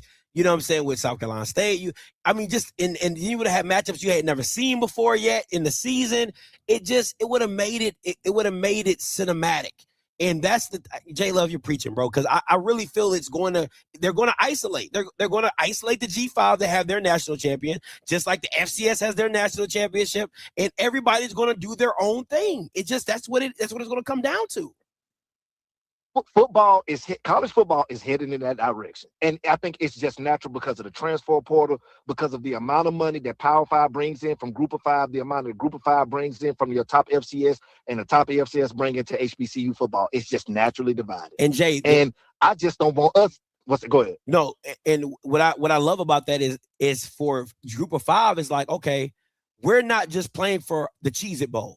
You see, like now you're making G5 football matter, right? Because now you're elevating them. So now they feel like, oh shit, like we can really play for a national championship. And now these coaches are not playing these meaningless bowls. Now their players are staying because they want to play in a national championship game, right? They're not jumping in the portal. They have an opportunity to go to a national, a G5 national championship game, and then now everything else, all that stuff starts to matter because we all know these bowl games really don't matter. They really don't. The Cheez-It, they don't matter no more. They don't matter no more. No, they don't matter. Nobody wants to play in the Cheez-It Bowl. Everybody wants a natty. Yeah, and it's starting to become very, very apparent that G5s cannot be Power 4 teams. Yeah, it's just what it is. So that's just my two take on it, man. I think that you said this about 3 years ago? 3 years ago. It was about 3 years ago when you said this? Yeah. Yeah. And I can see your insight coming to fruition. But yeah, Scott, appreciate the show, man. That's all I got, man. Thanks for taking my call. Man, appreciate the call, J Love, as always, bro. Listen, man, I keep trying to tell y'all, you can't do business the way Southern and Grambling does business. I'm sorry. You just can't. Like, Again, this is all hypothetical. But if you got to look at it like this. If you have somebody on your team and we're all trying to go in one direction and one person saying like, nah, we're not doing that. And it's like, bro, but this benefits everybody, not just y'all. No, we don't care. We're not doing that. Like, again, it's all hypothetical because they're not asking you to do it. But again, if you're given an extra week and you get to have that week for buffer and then you can go in and you can line it up better, you would think they would do it for the betterment of the conference, but it's too much I and not enough we in that situation. Because to me, if it's a we situation, it should be a situation to where they say, you know what? If it benefits everybody, it benefits us. But not if it just doesn't benefit us, we're not going to do it. Like, that part I do not understand. But hey, to each his own. 8852 coming to you. Hey, what's going on, Scotty? It's Fonzo, bro. What's going on? What's up, Fonzo? Talk to me. Can't call it, man. Hey, man, so were you ever trying to be a lawyer back in the day? Because you done convinced me a little bit about this playoff thing. This playoff thing. I but try. Let me ask you this question, though. So if you did the playoff, would you do it like the Group of 4 playoff where they do the first one at the home stadium? Yes. Because my theory. Yes. I'm going to tell you my theory. Go ahead. Now, I know it would blow it up. You put one playoff game one in Houston. You put the other playoff game in New Orleans, championship game in Atlanta. No, wouldn't do that. Okay. Yeah, I wouldn't do that because the reason why I wouldn't do that is because you're asking too much of a fan base. Like, I want to tap into what people already do, right? Like, I don't want to make it difficult to, for the like, think about it like this, if I'm good enough to get a home game in the playoff, I'm gonna take a home game in the playoff. You know what I'm saying? Like that makes it more college-esque than trying to squeeze it into a culture. Yeah, you get that culture feel, right? Like you get that, hey, this is a playoff game. It means more, it's at home. And again, you get the gate, you get all that money from the gate. You know what I'm saying? Now, again, if I had a promoter willing to pay for the game, then maybe I would think about it. Like, let's say if the city of Houston came to us and said, you know what, Scotty, we want one of the playoff games. I'm like, okay, cool. Well, like I could say, like if a PV gets in, like I feel like PV would, like that. You can't do it like that, right? You have to look at it in the sense of what about the years that PV don't get in? You get what I'm saying? Like now you have a East Coast team going all the way to Houston. You know what I'm saying? And it could be vice versa to where it's a West Coast team or Midwest team going all the way to the East Coast. So that's why you try to make it as feasible as possible. But the only way I would ever move that game is if the promoters or the city of whatever came to us and said, hey, we'll pay you $2 million per school to have the game. And I'm like, hey, you guys wouldn't get this at your own gate. You know what I'm saying? So we'll take that. But you want that environment. That's what you're really wanting. You want that hostile playoff environment. Everything matters. Everything's on the line. That's really what you're trying to go for. So that's why for me, I would keep it a home game because again, if you're doing well, you want that. You know what I'm saying? Like I have to agree. Like I went to South Carolina State, and it's been a minute. Well, like I can remember when I was in school, South Carolina State played FAM for homecoming one year, and it was like we were both ranked in like the top 25. Both of us went to the playoffs. There were no seats available. Like it was crazy. It was like that was like 2009. It was crazy. I looked in the stadium. I hadn't seen that in a long time, but I mean, obviously Dawson probably holds about I would say a little 20-ish, somewhere in that range, close to knocking the door on 30. And I mean, it was no seat available. And I'm thinking because then we had the end zone seats then too. The end zone seats were full as well too. So it wasn't just it was crazy though, because I'm now when you saying that, I'm like, yeah, this could be that could be a big deal. That could definitely be a big deal. Yeah. So I just wanted to get your take on that. No, I love it, man. And for me, I just love that. I would love that environment. I would love for, the school to be able to really rake in the money for that. Because again, I'm up in the ticket sales. Listen, I don't care what nobody talk about. This is a playoff game, right? So it was $50. Now it's $65. You know what I'm saying? Like you gotta make it feel like it's a playoff game. Like you want to be in attendance. This is for the Celebration Bowl. Because again, you got to look at it from people's mindset, right? That maybe just a year ago, we wouldn't even been in this position. We wouldn't still, if we would have lost the MEAC championship game, we would have never been able to have another chance at the Celebration Bowl. We're still in it. You get what I'm saying? So now as a team, as let's say, perfect example in NCCU last year, that's the best example I can come up with, right? If NCCU last year, they lose to that Thursday night game, which was a thriller, right? So they get knocked out, but imagine them having a home playoff game to see a Southern coming into NCCU, Southern coming into NCCU to have another chance to get to the Celebration Bowl. Like you can't that would be bananas. It would be bananas, right? So that Central team was really good. Like even me being a South Carolina State alum, like 5 more minutes, I'm not sure if we win in that game because they was coming. They were getting ready to go there. Pause. But they were getting ready. Whoever that running back that went to Virginia. He was getting he was gaining on us for real.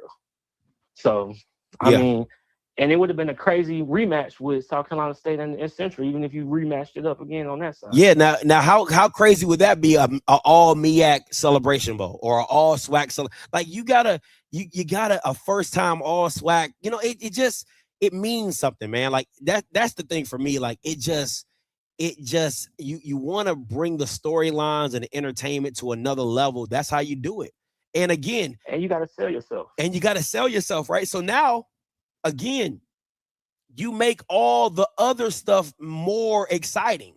You know what I'm saying? Like you make now if NCAT feels like, hey, if we're good enough, we don't got to win our conference, but if we're good enough, because again, Then you're gonna have other HBCU fans talking about let's expand it, let's expand it, let's expand it. So okay, cool. Let's say we go from 6 to 8 teams, and now you add in NCAT. You know, NCAT had a really great year one year, and maybe you know, Hampton had another great year, and now they're in the discussion or in the mix, right? So to me, it's just I want to build the excitement and the culture behind football and it being about football. But I think 6 teams will be perfect. 6 teams will be perfect. Yeah, for sure. Well, yeah, I always love what you do, man. Like I said, man, just keep doing it, man. Hey, appreciate the call, bro. Let me see. I got some calls I ain't seen before. 5942 coming to you. Hey, caller, you live. Hello? Yeah, you live. What's your name? Where you calling from? Rudy, I'm from Cincinnati, man. I'm a hardcore catcher. I love the show. Talk to we me. made it. We on OFFSCRIPT. What's going on? Nah, but I listen to you and HBCU United, and it just sounds like what everybody's scared of. What's the hold up? Is it like the old guard? Well, back in our day, they told us no. It's kind of sound like it's time for if you graduated like in 1990s or early 2000s, you gotta let them start leading and be like, hey, these are fresh ideas to bring this money because excuse me, just got off of work. You fine? I feel like, you know, shoot, if we get HBCUs to group of 5 level, fuck around, we get to Ohio State level as far as this culture, we can't be fucked with. I ain't trying to cuss on your show. No, you're fine. You're fine. Go ahead, do your thing. You know what I'm saying? You gotta think that they taking our ideas anyway. You know what I'm saying? They come and get the black kids from wherever, West Coast, down south, Midwest, all that. So I'm just trying to see that's what everybody's scared of, just because they saying no. I think it's when I say this, I'm not trying to be. I think you have to. And I ain't gonna cut you off. I'm No, not trying to bash people that's in power or administration. Yeah, that's what I was going there too. Yeah, that's where I was gonna go, right? But to me, it's the lack of unity. That's where it comes down to. It's just the lack of unity. Like you have to be on the same page, and you have to tell. And Mr. Grant is a cool dude. There's no shot to John Grant. I think he's awesome. You again, yes, ESPN might own the event, but it's still your game. It's your game. Right. You know what I'm saying? So if you have to take the game away from ESPN and do your own thing, but you have to be in unity. You have to talk to the MEAC, you have to talk to the presidents, you have to talk to the ADs, you have to sit down and say, listen, I think we can get more value out of our product. We can do more, we can do more with what we already currently have. And I think if we go to a playoff system again, what John Grant keeps talking about is he says, hey, I want you guys on ABC. I want you guys on ABC. I want you guys on ABC. And it's like, okay, that's cool. But can we find a different partner and still get the national advertising? Can we go to a Netflix? Can we go to an Amazon? Can we go to a Tubi? Can we go to another program that we don't have to worry about the time slot and we just do our thing? You know what I'm saying? And we right. Schedule it around the college football playoffs, or you know, we find the right timing or whatever we need to do to make it work for what we want it to work for. And that to me is the real question of being in unity. You know what I'm saying? Because at the end of the day, the MEAC and the SWAC, they can't move against each other. That's not smart because for sure. Yeah. Like you said before, all of us together make a fist is one powerful blow. Absolutely. So one more question, man. It's probably not on topic with today's show. If you was a head coach, what would be your recruiting base? I see what the families you on, obviously Florida and the South. I'm a Midwest guy. We got boys up here, and you know what I'm saying? Brothers love to travel. We love to go south. I don't really. I'm gonna be honest with you. I talk to a lot of coaches and they talk about out of state tuition, and I don't know all the stipulations on recruiting and how, does it benefit you to do more in state than out of state, and do you have to pay for out of state? And I don't understand all the stipulations behind it, because if it was up to me, I'm gonna just go get the best guys anywhere I can find them. I don't give a damn where they at. I don't care if they in Oregon. I don't give a damn if you in Iowa. I don't care where you at. If you good and I can get you here, You know what I'm saying? Like, I'm coming back. You know, I want you to come back. But of course, I would go to my stomping ground. What my homeboy Levi put in there. DMV, you're good with me, right? So I'm always touch base in the DMV. But you know, for me, it would be like, hey, whoever the best guys are, let's go get them. I don't care where they at. You know, let's go get them. But I don't know all the stipulations about, you know what I'm saying, out of state tuition and out of state kids and all that type of stuff. So I don't know. Okay, I appreciate it, man. I'm gonna definitely be calling back in, and I love the show. You keep doing your thing, man. Hey, man, appreciate it. Last two callers. 4871 coming to you. Yo, this Wade. What's up, Wade? Yeah, good show. Now, you know, I'll be making up shit, so I'm gonna throw out some shit for you to think about. Talk to me. So the conference has been locked. Fall season, marketing. Most people don't agree with it, but I don't think HBCUs know how to spell marketing. Here's what a season could look like. I know you don't agree with the Alabama State playing Tuskegee. Here's what my season will look like. The D2 is not about competition, it's about entertainment. The benefit of Alabama State playing Tuskegee, to me, I would take that game and go to a local regional affiliate, ABC affiliate, NBC. This is local regional television that reaches that market. A regional live broadcast is simulcast on YouTube. So it's live on TV, also simulcast on YouTube with advertiser banner wrapped around it. That's the future that's coming. That's guaranteed. That is regional money. That's a money maker, both teams. Does it benefit Alabama State if they lose? No. It's an entertainment factor. Nobody cares. So that first game of everybody's season could be a D2 battle, D2 competition, entertainment. That will help D2 get more exposure. That's what that's for. But also the regional attention. The second game of the season is a big money weekend for these HBCUs to go get their head crushed in by PWI, if that's needed. First game D2, second game PWI.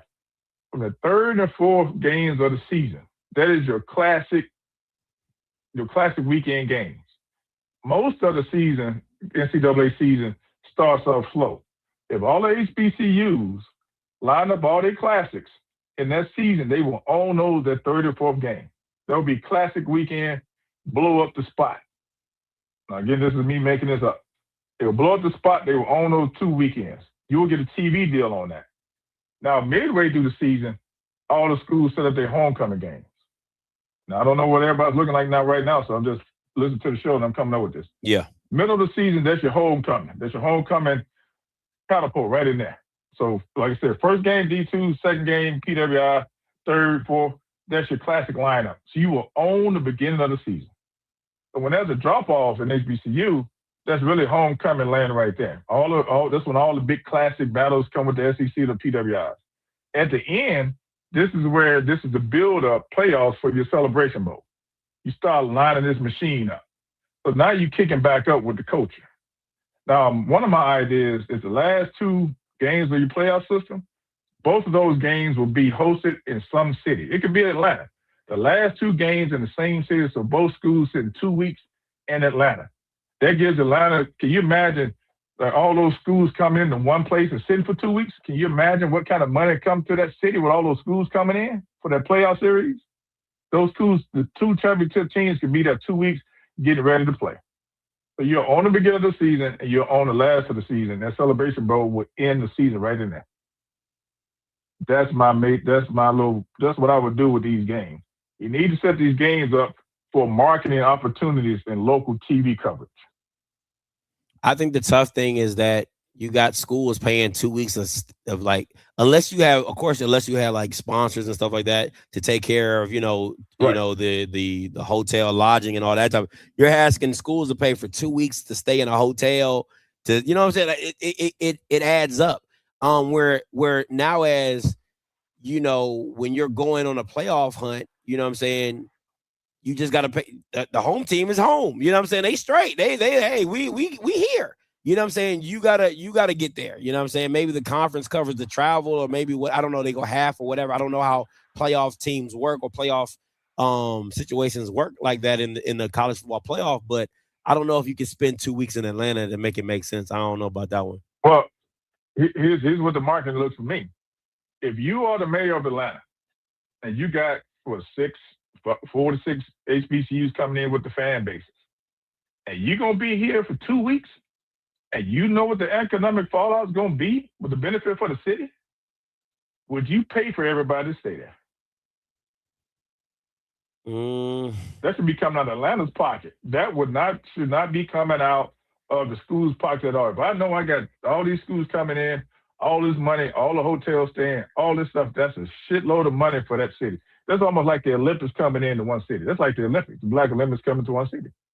If you know you got all those schools and all that hotel and all that flow coming in for 2 steady weeks, the city should be paying that. The school should not have one bill at all. Not one bill.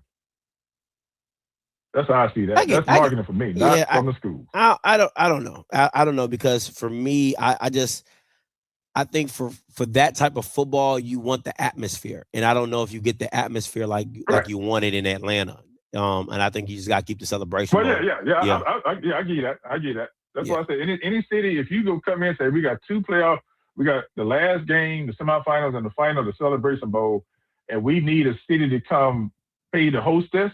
You be the hostess, they're gonna bid for you to come in. They're gonna bid for the thing to come in, because most cities, when they bid for a bowl, is 1 game. This will be a new one where we get 2 games, especially coming from HBCU, and they're gonna pay for all that. That's how that works on from my end, from my experience. But I just want to throw that schedule out on how these games need to be scheduled to occur in the same weekend or close in vicinity from classics, homecoming, and then the playoffs, so you get bigger sponsorship. That's a marketing ploy. SEC does that. Yeah. That's what we got to do on that. So just want to throw that out. Man, appreciate the call, Wake. Yeah. All right. 3483 coming to you. What's going on, Scotty? This Chris, man. South Carolina State alum. What's up, man? Talk to me. Man, I've been listening to everything you're saying. Hey, thank you for the show today. Great show. One of the things we got to consider when we're talking about these playoffs, all these teams don't travel well. And even in the MEAC, there are only certain schools kind of travel well. When FAM and Bethune was in there, you have to think about when A&T was in there. All those schools had fan base and kind of travel well. But when you started to get up towards Delaware State and Morgan, that became kind of a real pricey trip from FAM to go all the way to Dale or all the way to Morgan. You'll find out even during basketball season, those teams would spend the whole week up there because they'll schedule all those games with Howard, Dale, and Morgan right behind each other to kind of accommodate the travel. But in football, even though like Delaware State had a good season, I don't necessarily see that translating when playoffs or whatever, because I don't know the fan base to travel that well. South Carolina State travels. North Carolina Central, they travel. So you got to look at the fan base, and it almost has to be like a regional thing. It'll have to be like the top 16. One of the things we have a problem with in the MEAC is I don't know much about our commissioner, but she doesn't do a good job at selling the MEAC, if that makes sense. She doesn't market it. It's nothing creative, and it's all like we all got to figure it out on our own. That's how it looks to me. And then it goes back to your ADs, and seeing if they can figure it out. So I think she has to have a vision for the MEAC. Just like, even though I know you have some issues with the SWAC, I will give him credit. At least he's trying to do something forward versus what we're doing. We kind of stagnated. I don't see it. We haven't seen any vision on how she's going to grow this conference, how she's going to make it more appealing. I just don't see it.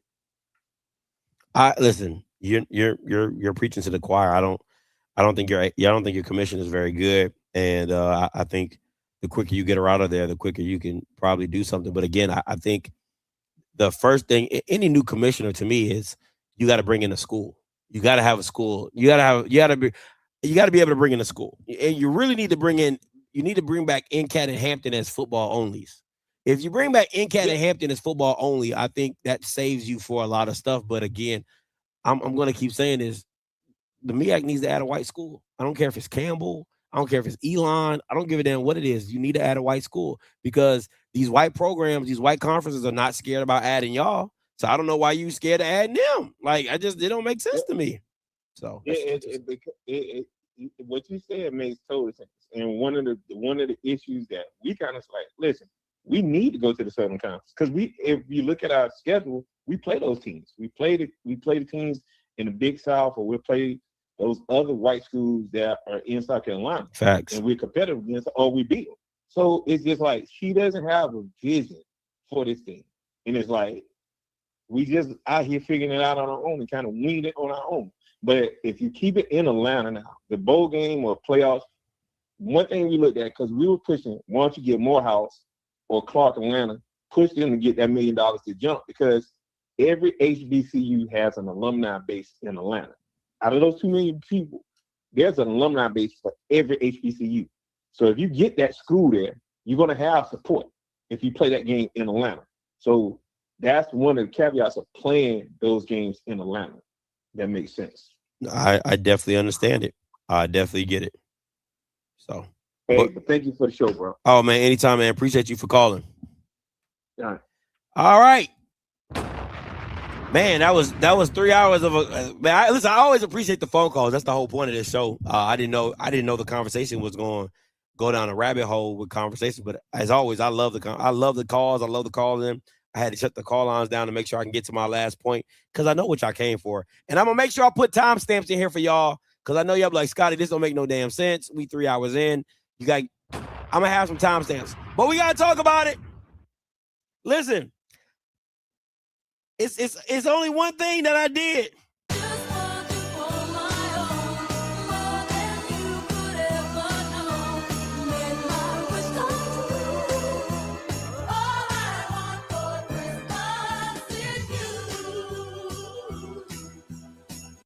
That's all I want for Christmas. I don't want nothing else. All I am asking Santa for is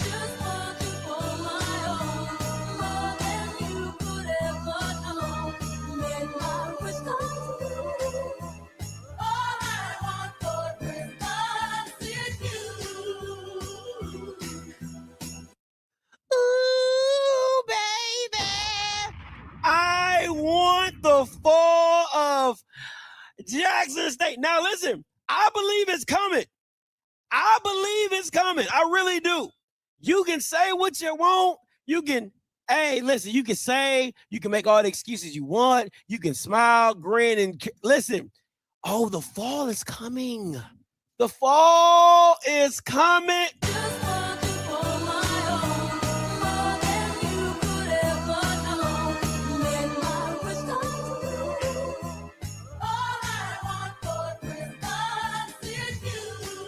Listen, I know it's coming. Oh, Lord Jesus, I know it's coming. As many people, listen, Bama's jumping in the portal like ICE is coming for them, okay? Bama's is jumping in the portal like immigration's on their back. It's crazy. The fall is coming, okay? And I'm going to say this. I'm not going to say no names. Okay, I'm not gonna say no names.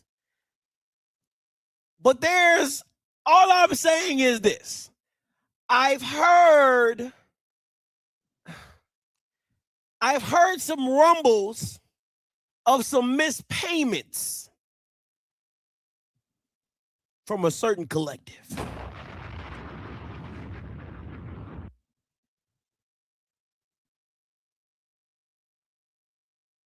All I'm saying is it's just real funny to me. Somebody moving real Pastor Jamal Bryant-esque. Somebody been doing a lot of shaking and moving with the money. And ain't been going to the people that's supposed to be going to. That's all I'm gonna say. That's numero uno. That's numero uno when it comes to that. Okay? So you might want You might want to do some digging. This is all I'm saying. So, right? And again, there's a lot of good players jumping in the portal. Now, I'm not saying you can't replace the talent, right? But you don't have a quarterback. Let's break this down as best we can, right? Because I love it. Oh, I love it. I love it. Okay, I love this. Now, I've also been told by, listen, man, I'm cool with a couple players. You know what I'm saying? I'm cool with a couple players. I do my little double. I get a little insight every now and again. And the culture was bad. This year, from the players that I talked to, they said the culture was bad this year. It wasn't what it had been in the past.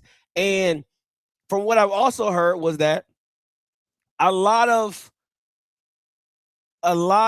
players felt that a lot of turmoil in the locker room felt like people just felt like they could show up and win. Right? Like they just felt like they could show up and win, and they didn't have the same hunger and tenacity that they had previously in the last couple of years, especially in the championship run. Understandable, it happens, people come in and go, stuff like that. But I mean, I don't know, man. It just feels like the downfall is coming. Like, what Max Kellerman said, like Tom Brady's about to fall off a cliff. I think that's Jackson State. I really do. I'm always hoping. Oh my God, I would love because my wife says something. My wife says something. So she's like super like spiritual and super dope, stuff like that. But my wife said something. She said, God doesn't let you crumble on the way up. She said, no. God lets you crumble when you're at the top and you think that you got it. Like everything is riding high and you ain't got no issues. That's when God brings you down. And I feel that's what's coming. It's Christmas. I really believe I'm getting a gift.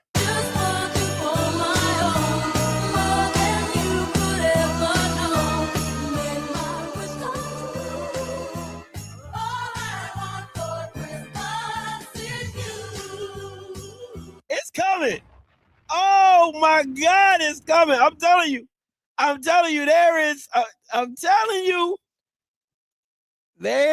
it's trouble in paradise. It is trouble in paradise. See, the cult following ain't gonna keep it a buck with you. I'm gonna keep it a buck with you, right? The mass meetings ain't gonna keep it real with you. All I'm gonna tell the people at the mass meetings, all them people that you've been shelling out, I'm gonna need somebody to do an audit on that building fund over there. I'm gonna need somebody to do an audit on that 501c3 over there. Cause y'all real quick to be just shelling money out. Somebody better go talk to Jamal Bryant over there at 1400 Lynch Street and see what he doing. I ain't gonna say no names, but somebody might listen. When I say he got his own money, he got his own money. That's all I'm saying. My son works.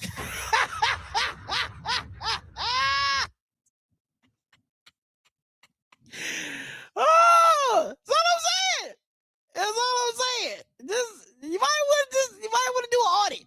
You might want to do an audit. That's all I'm saying. So it's getting a little diabolical over there. Get a little dastardly, okay? Because it was all good about a year ago. I'm telling y'all, I'm not trying to spill all the tea, all right? Because again,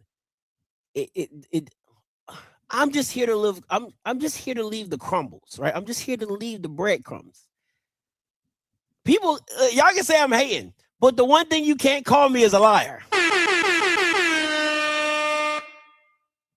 As much as I pray And I hope and I wish for the downfall of this football team, because I do. Every day. Every day I do. What's that? Maya Angelou? Every day I fight.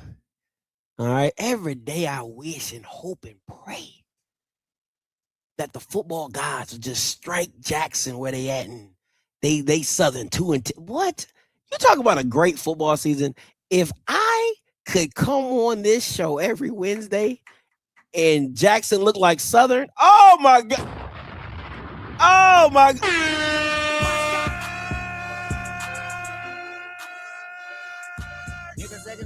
I would be super ecstatic. What?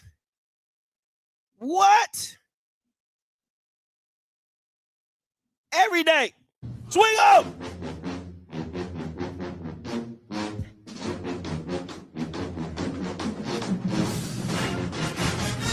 Every day.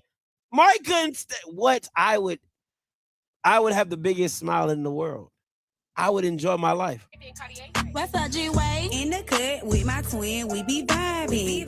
Classy bitch, but they know I be outside with it. I be lit. I be lit. What? You couldn't tell me nothing. You know what I'm saying? What? Let me see. What the young folks do? What the young kids be saying? Let me see.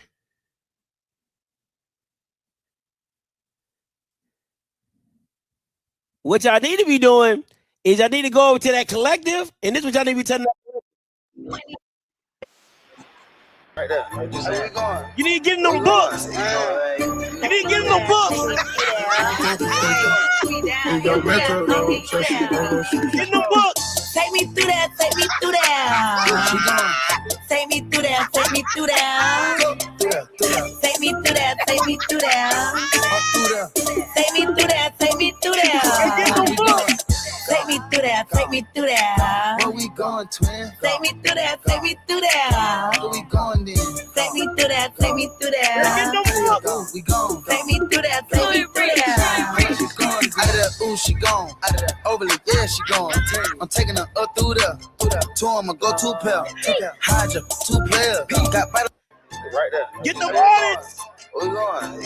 Hey, get to that collective. What we gonna do? Where that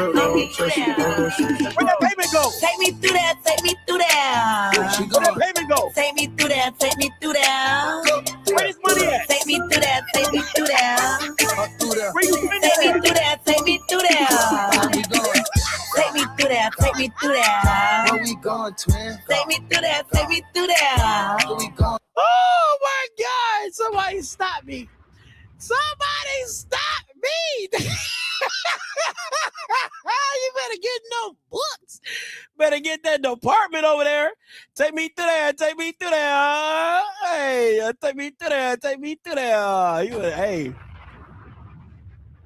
That's what Ashley Robinson need to be right behind Mr. Emotional. Take me through there. Take me through there. Yeah. Take me through there. Take me through there. Yeah.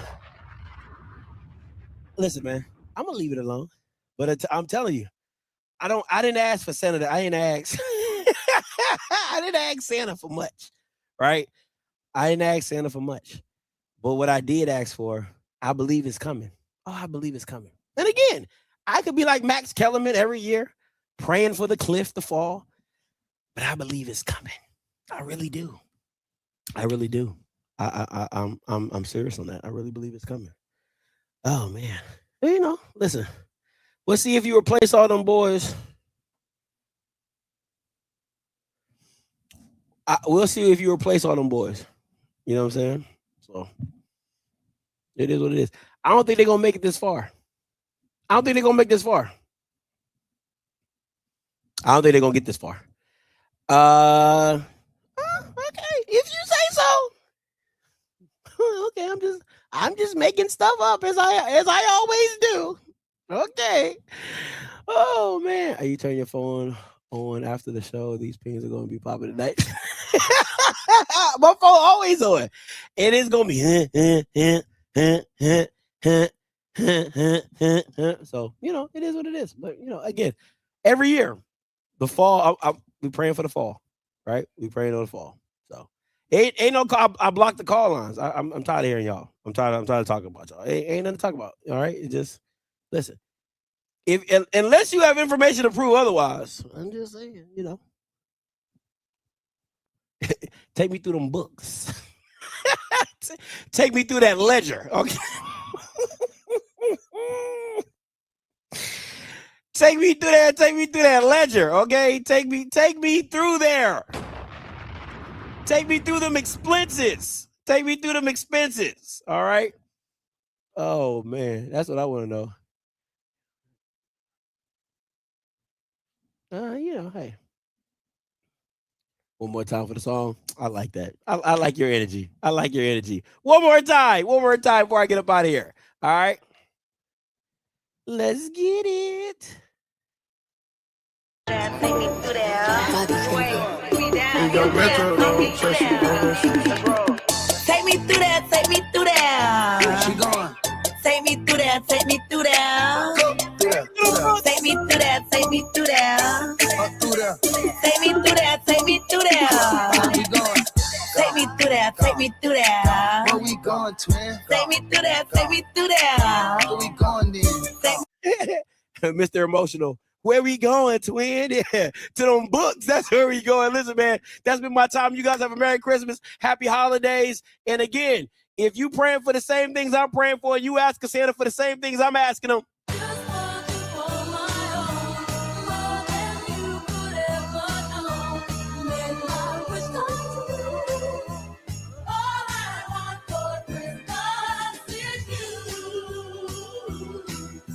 That's all I am asking for. Hey, listen, until next time, you know what I'm going to do.